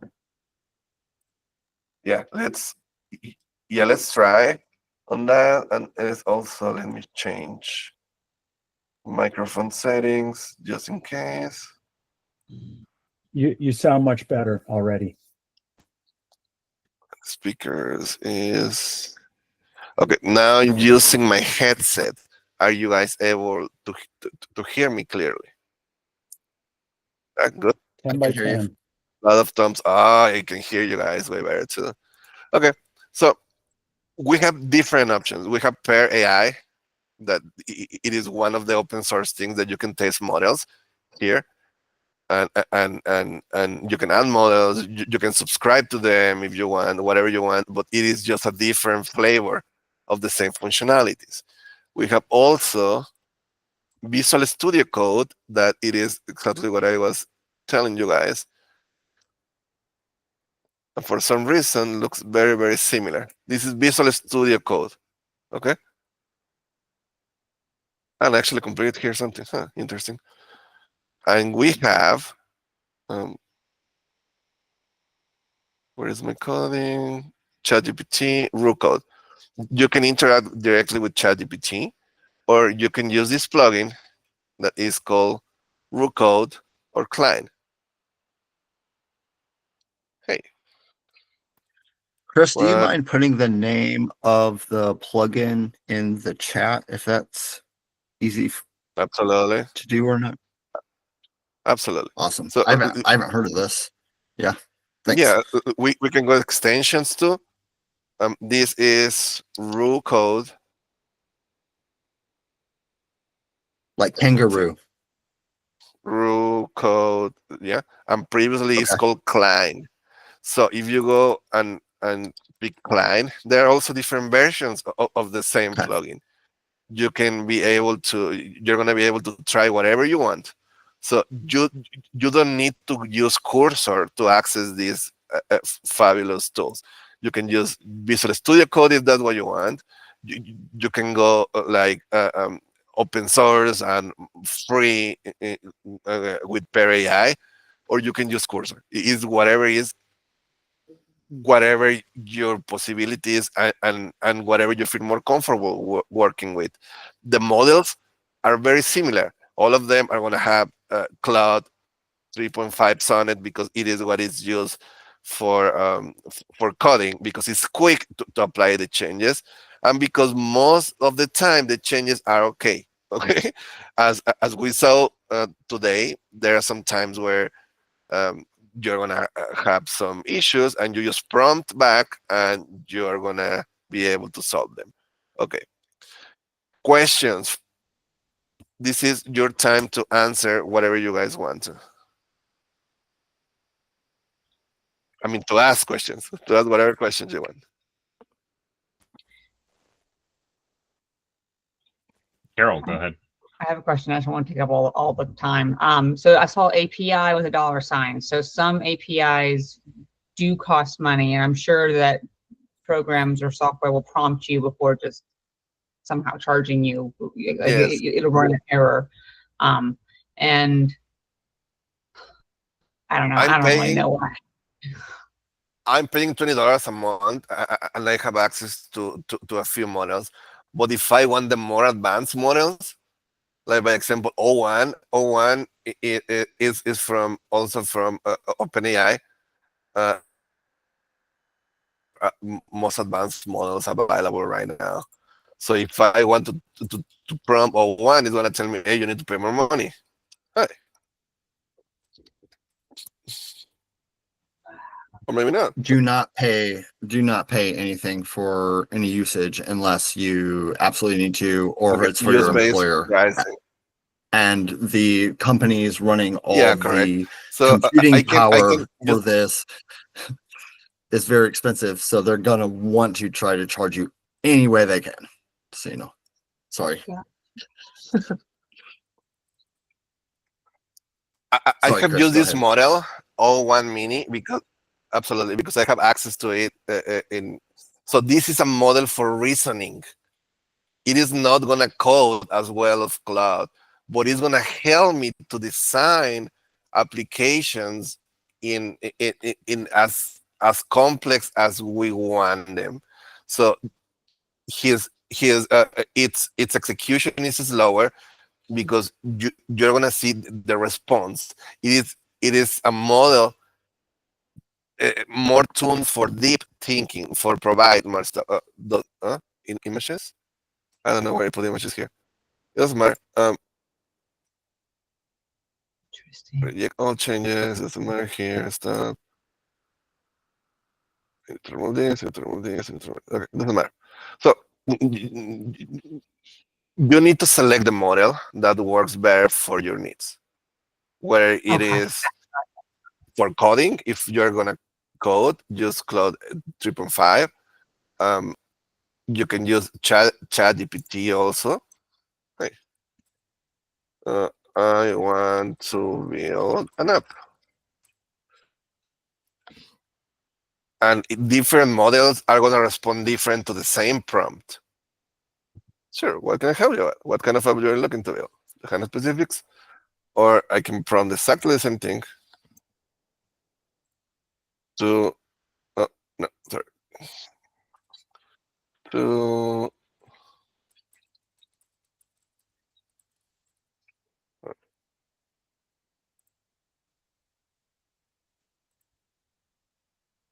let's try on mini. I don't know why it was an answer. Hopefully it answered this time.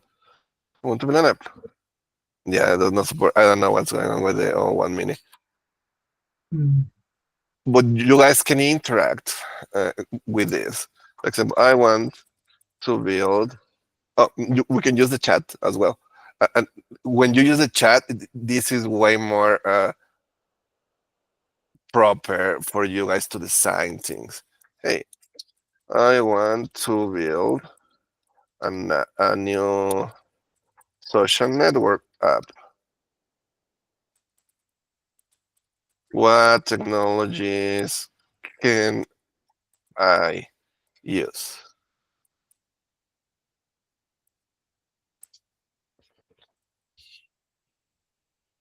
I break down different technologies. For front end, we have these options. For mobile, we have all these options, right? And we can iterate and toll back and interact with these models until we get something that we are comfortable with. So, example, well, let me elaborate. Is suggesting a structure, document, create a document with your suggestions. Oh, that's cool. And let's see if it's gonna create it, or if not, we create it new. Yeah, see, it is going already here. Social network technical documentation.md. Plain text, blah, blah, user service, blah, blah. This is how it's going to interact. Backend setup, frontend setup.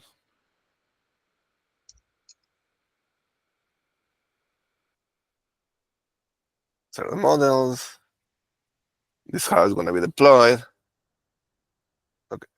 So it provided documentation, right? Did created a file? No. So what you do is go all the way there. It's a social network technical .md. So I want to create a new file. Social network technical doc.md. Click. And if I click here, I have the copy. I can copy this, or sometimes it gives me the options to apply. Oh, I can apply changes.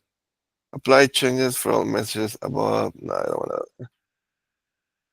I can copy the content and paste it in my own file. Copy, paste. It's fine. You know. Also, these frameworks or assistants also include autocomplete features. Okay, microservices are, by example, if I want to autocomplete something, I want to write the microservices application. If I click tab, application is built with a microservice architecture. Here's the services, and then it keep suggesting things. Tab again. Nice. See, and you can save these files and use them as your base of knowledge. What does that mean? That when you have a file, you can feed this file to the chat and tell, hey, we designed this, like where it is to 1 week from now, or 1 year from now. Hey, I have this documentation. Follow the documentation and create an application based on that. That is something that you also can do, and it is very, very helpful. It saves you weeks of work. That's intense. Thank you for that tip. Absolutely. There is, yeah, instead of like, hey, here's my one-off prompt, you build up a knowledge base of information, and then you can feed that in and like throughout your entire organization. And so I'm glad that you pointed that part out there, Chris, is that that is what this is reality, and it's a crazy world, and this is what companies are doing. And they are, they're feeding all of their information, their data through AI tools and being able to produce, hey, give me a summary. What does my budget look like for the month? Correct. Something as simple as that.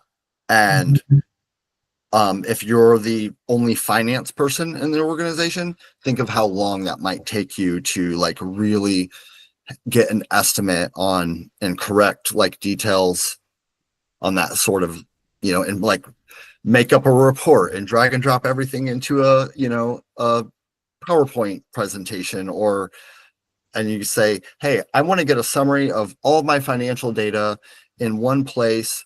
Can you put it into a PowerPoint for me so I can present it with some talking points? And be like, yeah. And 30 seconds later, you're like, boom.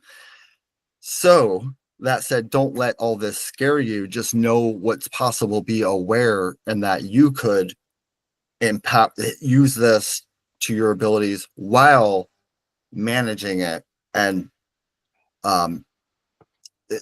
so it's wild and it's new and it's powerful, and it's not the end all be all.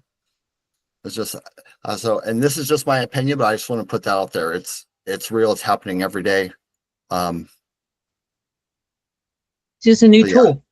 And Absolutely, we'll absolutely. get savvy at it. We'll get savvy at it and learn how to play with it. It's like, And everyone's going to be fine. Play-Doh. Yes. Use it to your convenience, guys. We need to use the tools that we have so we are more productive, because this is changing how the industry works, and we're going to find more jobs that require you to know how to use these tools. So if you can practice like we did now, just pick one ID of your preference. It can be Cursor, Pair AI, Visual Studio Code, whatever it is that you want. Open Hands, Windsurf, or any of those. And practice creating small applications. Just ask, I want to create an application within 1 hour. Within 1 hour. Give me suggestions. And then you interact with the prompts. If you do this and practice, in a week or two, you're going to be able to create whatever you want, literally. Thank you so much. I want to It's like stop limitless. talking about with other hands, but thank you so much for all of your guys' help. Yeah, so Absolutely. Bree and Elizabeth both have hands raised. Hands up. Yeah. You can go first. Oh, go ahead, Elizabeth, if you want. No, I was telling that you can go first. Oh, okay. My questions are just general questions, I guess, about prompt engineering. When you're constructing a prompt, are there any like guidelines or hacks for that? I've seen a couple things that say like you can tell it assume the role of a web dev teacher and like I guess answer a question from that perspective. Yeah, that is very interesting. Absolutely. So yeah, do you recommend any specific, I guess, like, I don't know, guidelines or hacks for working with generative AI, or is that just something you have to play around with and kind of, I don't know, like. It is depending on what you want to do, and I feel like you need to try several options until you find something that works for you. In this case, one thing it is, I feel like we're talking a little bit about agentic AIs. Agentic AI systems is when you build an AI entity that has a certain personality. You can tell them, hey, I want you to behave like a web researcher, or I want you to behave like a documentation expert, or I want you to behave like an expert in cybersecurity and help me to hack this. Well, please don't do that, but yeah, yeah, stuff like Okay, this. yeah. So you can create those AI agents and give them whatever personality and knowledge you want, because I have worked with agentic AI for the last year and a half, and and you can create amazing things. You can you can create several agents and make them work together. But in this case, um, we are trying to interact with those agents. So we need to know with what type of agent we are talking. By example, Claude, it is very good for coding. It is fast to respond, and the suggestions are in the ballpark of what is you could expect. Um, if you talk to different models, there are several different tools. By example, I'm going to show you Visual Studio Code again. Are you guys able to, you're not seeing my screen, right? Not currently. Let me see. Let me share really quick. The entire screen. Let's share this one. Bree, by the way, that's a great question, and it's there's no right or wrong answer. It's up to you. You can adapt to whatever situation you're trying to. Like, go to Chat GPT and just start talking to it, and So you'll Gemini and ChatGPT and Claude, they're all different agents, right? Which means are they specific models or they're models? Yeah, Okay. models. And so when you go to models. character AI, are you able to create models there, or the character AI itself is a model and you just tell the a model to behave with a different personality? Is that I guess I'm having a hard time determining whether it's a model or it's something that's been told to behave a certain way, but it's still the same model. And that's okay. It is very, very complicated. So, people have spent decades or PhDs researching and building what we have today. So don't feel overwhelmed. Okay.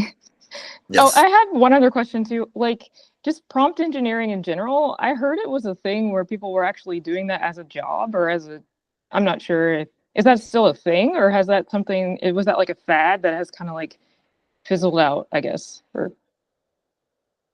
But can you actually be a prompt engineer, like as your primary? My experience is that the job. Chris, I'll let you go. No.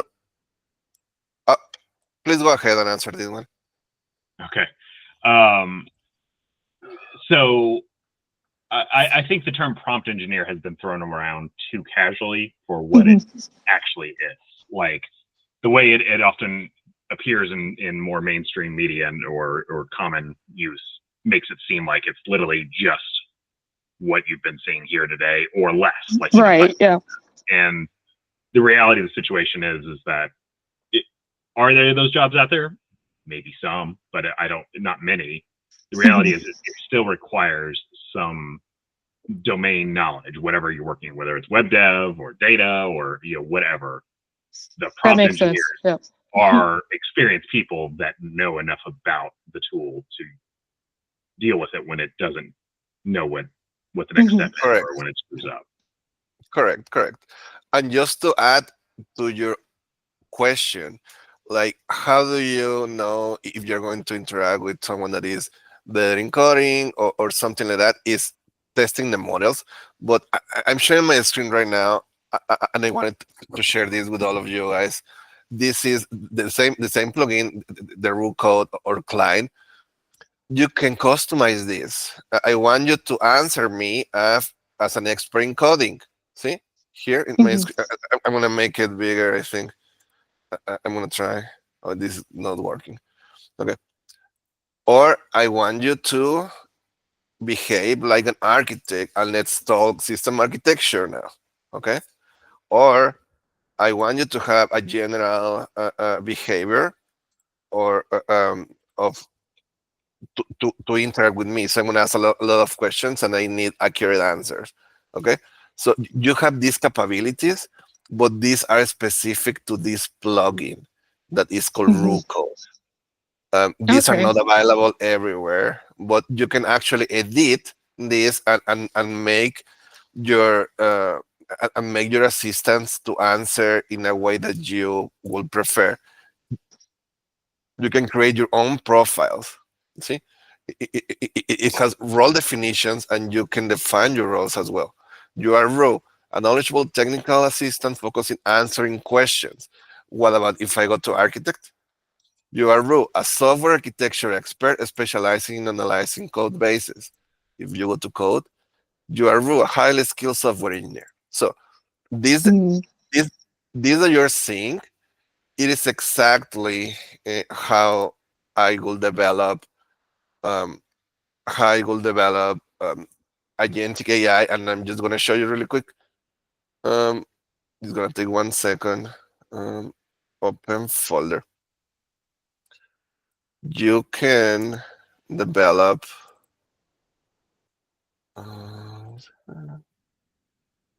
Or don't say anything. Just sing. You can develop agents with different personalities, and give them names, and give them informations, and give them tools to use. By example, this is the instructions for an agent that I created that is called Morpheus. You are a CEO for the agency. These are your instructions. Receive that this agency is for cybersecurity. Additional instructions. You're responsible for installing software. You're responsible for executing Linux commands, blah, blah. And then I create another agent called Trinity. I gave them different instructions. You are a Matrix researcher. reference. Yeah, you're right. You're a researcher. These are your primary instructions. Research the capabilities of the system, create a detailed penetration testing plan, communicate the plan to your CEO for coordination with other agents, right? And then I have another one that is called Neo, and these are the instructions. You receive specific steps for the penetration testing, execute these steps, and report your results back. This is literally the capabilities that we have today to create AI assistants. These are a specific niche of AI entities that you are going to see deployed a lot this year. You can create your virtual assistant to do whatever you ask it to do, as long as the model is capable of having those abilities, right? Okay. Yep. Thank you so much. Absolutely.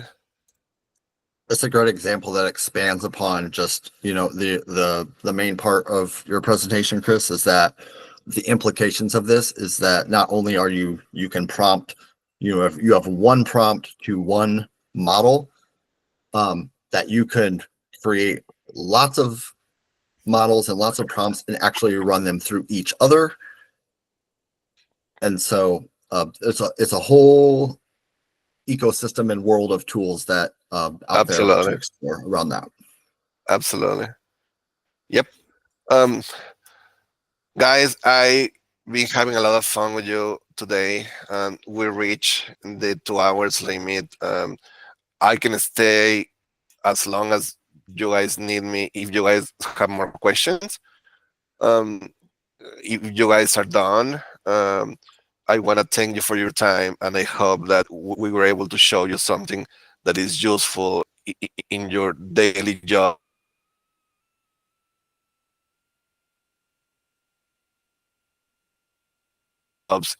In your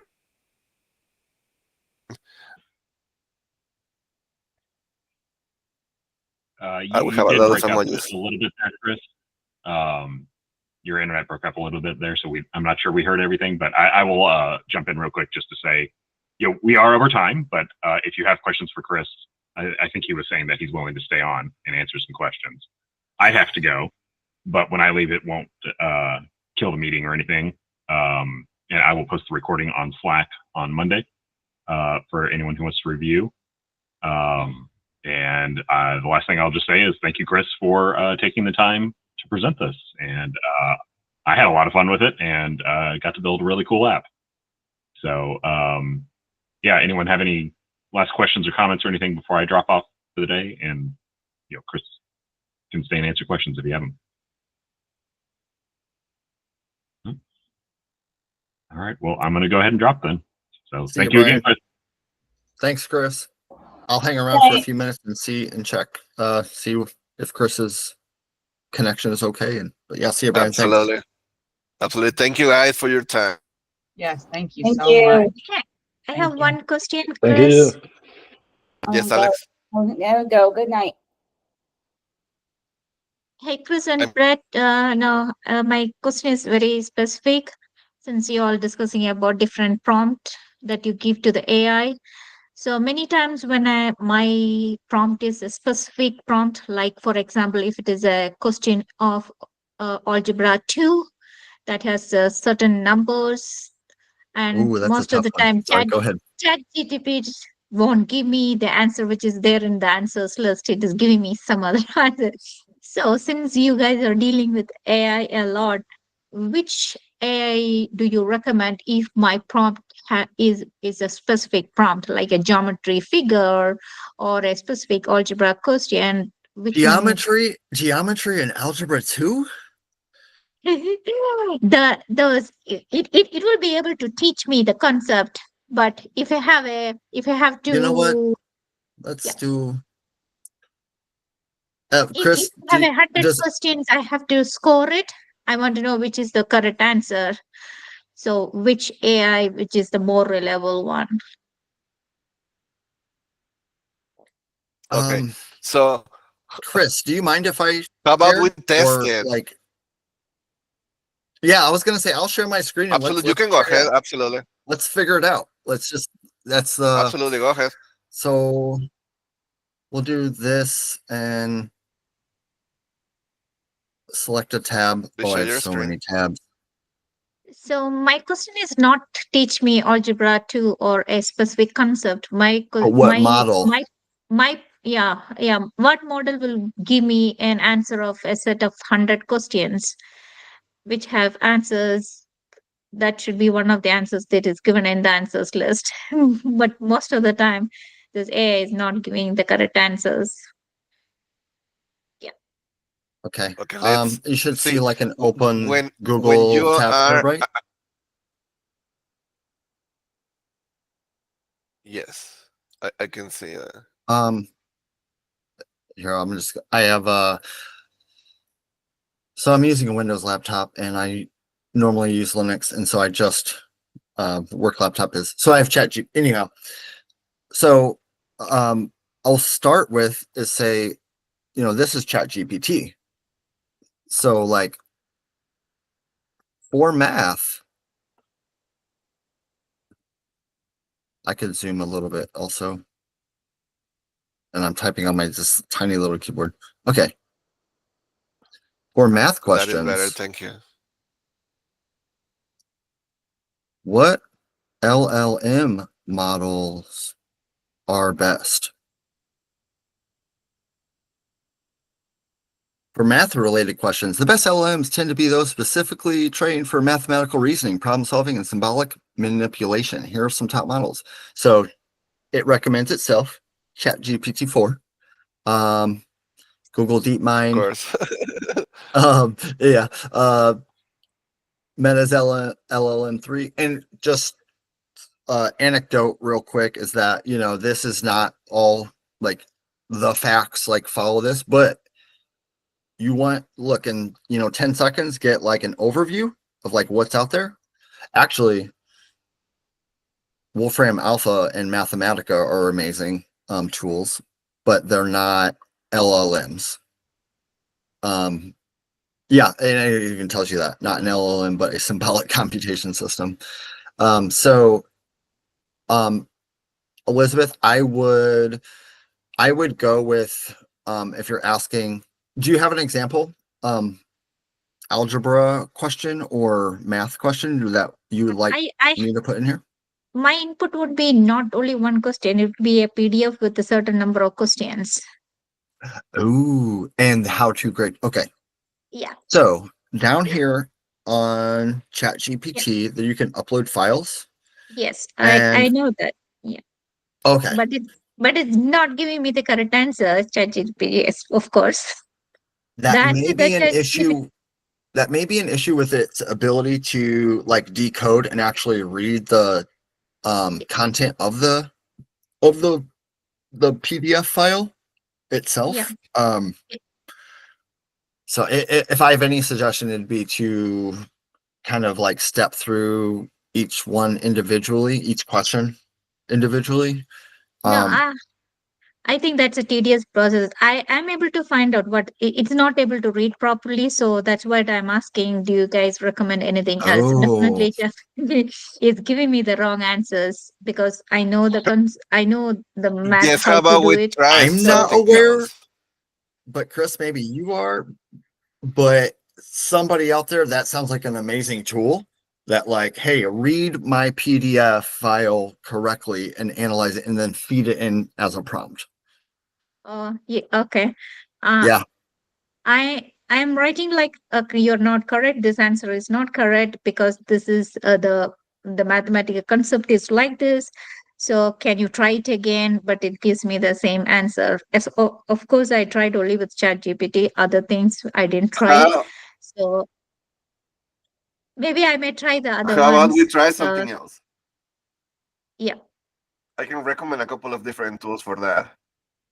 sure. That's what I wanted. Chris, I Okay, would so appreciate or regret how about you any share one your of you. screen, Elizabeth? Yeah, I'll stop Yeah, how sharing. about you share your screen, Elizabeth? Yeah, and Yes, I I'm want you to sharing. open a web browser. Okay, I want you to open a web browser, and I want you to go to Yes, sir. notebooklm.google.com. I'm gonna put it in the chat. Notebooklm.google.com. Okay.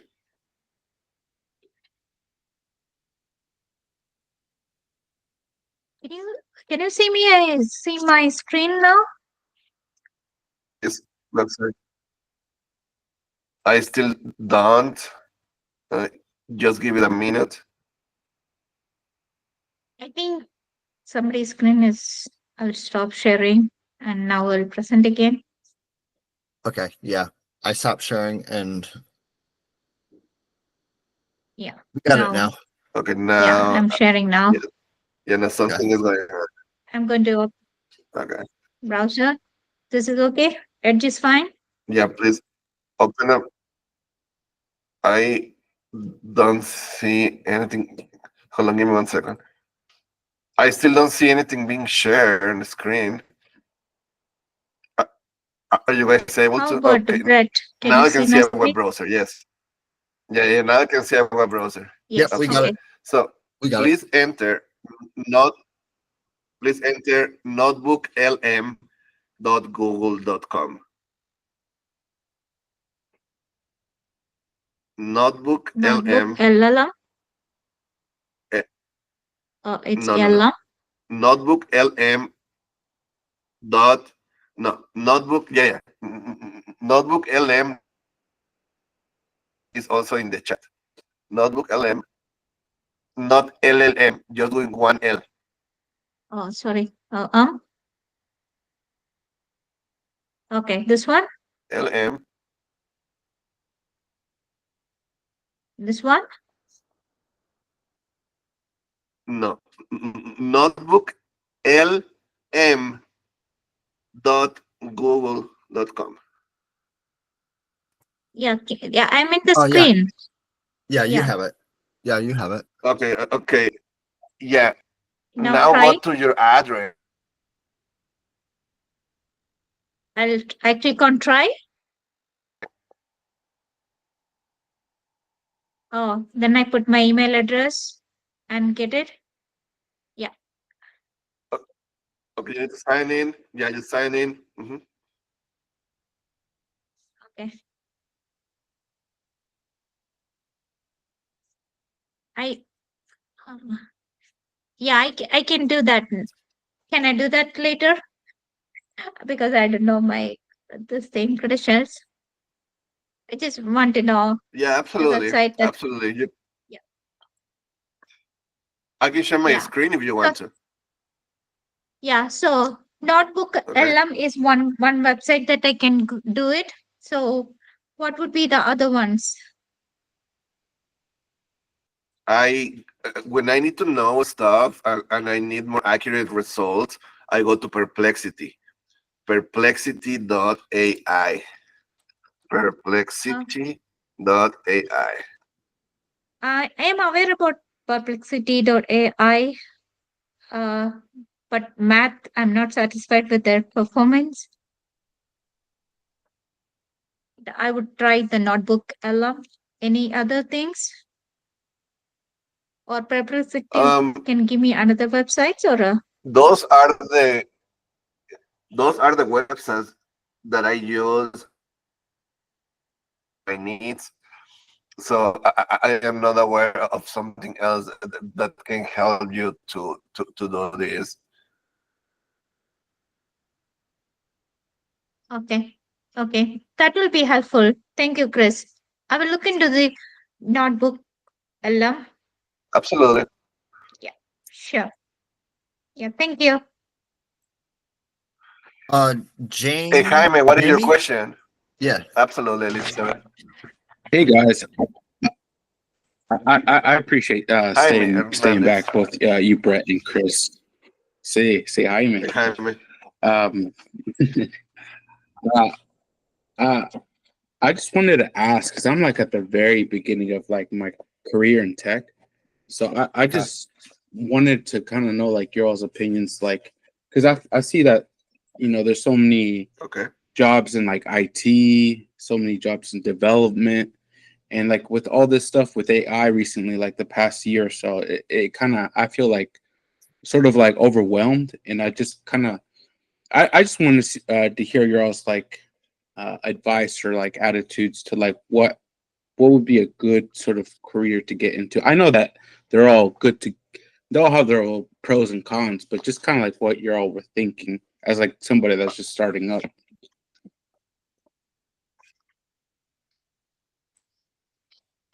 Right. I don't know if I y'all. feel like Yeah. coding careers right now are gonna get less openings, I believe, because of the AI. Like, so if you want to get into coding as an engineer, learn this prompt engineering, learn how to work with Cursor or these ideas. This is gonna be essential for anything in the industry this year. Also, if you don't want to be an engineer, there are many other things that you can apply your knowledge and your time on. By example, DevOps. If you know Docker and Kubernetes, you are going to have a lot of opportunities everywhere. You need to learn Docker and Kubernetes and some other deployment schemas that come with it. You can use Istio or whatever it is that you want for microservices. But DevOps, it is going to be there. Data science, it is growing exponentially. And you can be a data engineer and execute ETL pipelines and do data migration and data classification and do a lot of cool things there. And that career is also going to increase. In my case, I'm an architect, so I've been doing architecture for so long. So it's kind of difficult for me to see out of my perspective. But I can give you these insights. If you don't want to be a developer, you still need to learn how to use AI to a certain degree. Use it if you want to find a job right now, like that is well paid, and you don't want to code, go to DevOps or go to data science. Those will be my recommendations because this is what I see on LinkedIn every day. I think that's solid advice, Chris. I would like to. Hey, so do you go by Jamie or James or I go by Jamie or Jaime, whichever. Jamie's Jamie? fine. Okay, cool. What's up? Yeah, let's you can hit me up anytime, ask any questions, by the way. So I just want to get a quick introduction. Are you just now starting the program with CodeU? Or are you like in the intro classes? Yeah, I just started in January. I'm in the January cohort. Okay. I just want to get context there. So your question is great, like, and I just want to let you know to kind of to maybe put you at a little bit of ease around what you see and hear all day, every day in the media and everywhere and in tech news and amongst people who are in the industry, is that like every person is asking the same question that you're asking. Okay. And for someone new coming in, what Chris is talking about is very, very good advice. At the same time, you want to learn these tools, but you want to learn the fundamentals of the underlying things that you're using. So the things that you're learning in class, right? But as far as AI taking all of our jobs and everything, just you have learn to all the hype that you hear is just not everything. A couple weeks ago, I was in line to actually just turn down a job for JP Morgan. Okay. And their recruiter, I've worked with them before. They're doing 3-hour long interview sessions 5 days a week right now. Wow. Somehow they have like 90,000 engineers. I don't know what they do. Yes. And the recruiter was like, I can't even keep up. We're hiring and interviewing so many people. The reason why, JP Morgan is one of the largest banking institutions in the world. Right now, there are a lot of legal implications around using AI or generated code or anything like that. So you're a banking institution, cybersecurity is like number one, right? You can't leak user information, privacy information. I mean, it just goes on and on, right? That's true. So, they're not going to trust the tooling is too new. There's no like federal laws or international laws between countries figured out yet. So like that's just the tip of the iceberg around why, if you become good at what you do and you learn these skills and these tools and learn how to program, learn like web frameworks, or there's a place for you somewhere. And so all the hype that you hear, I just want to put it out there, is not, it's not all cracked up to be. It's not all cracked up to be. Yeah. If you're truly passionate and you want to do it, you can get there one day. I appreciate that. No, that absolutely definitely comes to my worries. Just a word of encouragement. And like Chris said, though, there are some things. I just had a big conversation with somebody yesterday about there are some companies where their systems are so customized and like bespoke that there's no way that like a human has to be involved and understand how to piece all the parts together and to verify that things are correct and accurate and secure and going to be safe and that and dependable. And you're talking about mission critical systems that can't fail. Yeah, so, like isn't the banking system all written with COBOL? I don't know if I haven't heard anything with that's funny. Wow. There's some truth to that, yes. Yeah. Actually, like there is a lot of truth to it. Yeah. So that kind of goes to what you were saying, like with COBOL. Yeah. Yeah. A lot of those systems are being migrated. Chris, do you have any comments on that? A lot of those systems are being migrated, have been for years. It's like a 30-year project to migrate from COBOL to Java to cloud. All migrations are getting more and more common, especially migrating from mainframes information. I have worked with many companies that use like mainframes, and they have programs in COBOL, and having that skill right now, it is gonna make you charge a lot more money than if you were just a Java developer or something, because the COBOL developers are getting extinguished. Retired. Just retire for sure. So, but also it is because the industry Legacy. it is moving to a different aspects. We have like high performance computing now running on the cloud. We have like high performance computing like distributed across the whole freaking country, or the continent, and even across continents as well.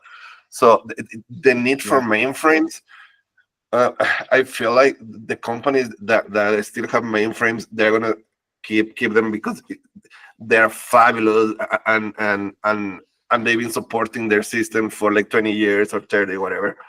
Right. Don't fix what's But what ain't broke. eventually, the new developments are gonna try to replace those functionalities that were running in a mainframe, and put them into something more affordable, and that they can modify easier, and that they can find like labor that is not that expensive as well. So I'm talking about microservices, and I'm talking about cloud platforms, and I'm talking about like Kubernetes clusters.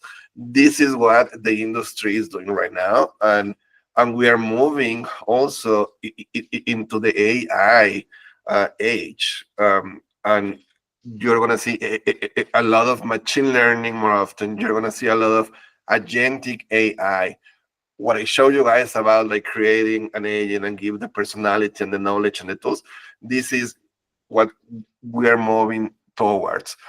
So if you want to learn something, learn whatever you like, and just make sure you learn a little bit of how to interact with these AI models, because they are gonna serve you a lot.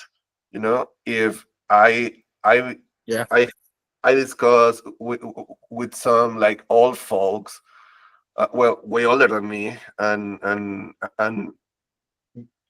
they still haven't tried AI, and they don't know what AI is for, and they are still very set on their old ways.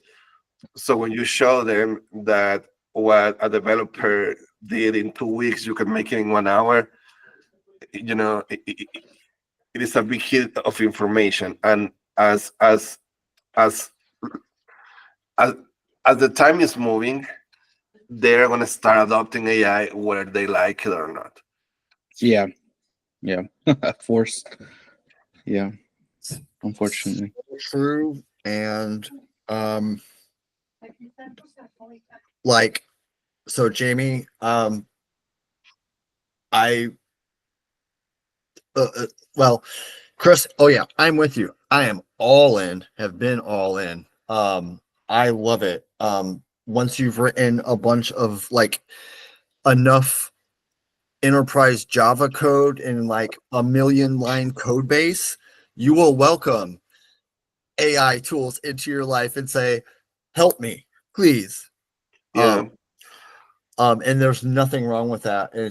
But Jamie, it's about being able to know the tools and know what you're Or to adapt. Yes, know what the systems you're working on, and just like know the underlying details. But this Chris, you talked about like, yeah, people who aren't all there yet. It's already here. It's already come and gone. Like, give them 3 months, the world will be even different. We'll be talking about a different AI model next Absolutely. week. That's crazy. Yes. I have been doing a lot of cool things during the week, during the last week and a half. We're basically in it's a for a startup, and we are reverse engineering all the code that they have had for years into technical documentation, and those technical documentation into user requirements, so we can actually slightly modify and improve those type of behavioral driven development scripts, and actually feed them to AI again so it can produce new code. So all this effort is just So from absolutely code to fabulous. requirements to new code. From weird code, from I don't know what is the state of this code, to technical documentations, to requirements, and then you refine those requirements slightly, and make sure they are supposed to be doing what they're doing, and then you feed them back to AI, and you produce code again, which like higher amount of quality multiplied by I don't know how many times. So That's amazing. yeah. And It's you like can all do that one over and feedback over loop. again. So yes. Wow. Overall though, Jamie, if you do what you care about and what's important to you, and if as you go through the program, there's a place in the industry somewhere for you, even though you're new, and there always will be. So just, yeah, don't let the hype get you down. Don't I appreciate that. Yeah, absolutely. If you ever have any questions, I'm on. You can ping me on Slack. I just started with CodeU like a week ago. You might have seen me in the classes. I don't. I just hung out in classes for a couple nights a week. But yeah, any other, like, you can ping me anytime and I'll try to get back to you. I appreciate that. I'll definitely try to hit you up if I got questions, bro. I'm also available in the Slack channels in case you guys want to get in touch.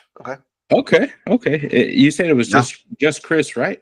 Yeah, it's just Chris, because it is kind of a trouble to pronounce my last name correctly. So I just switch it. Get something short. Just call me Chris. It's fine. Nothing's gonna happen. Thank you. I appreciate both your times, though. Thank you so much. Yeah, dude. Thank you so much. Thank you so much, and thank you, Chris. This is awesome. I will probably send you a message, or I'm gonna email you this week. Because you work full time, right? You're not. I have 2 different jobs, right now. So I'm using it's like dividing my time between 2 different things. Yes, pretty much. So you're volunteering your time today, right? Yes. Is that okay? I'm gonna run this 30 seconds real quick.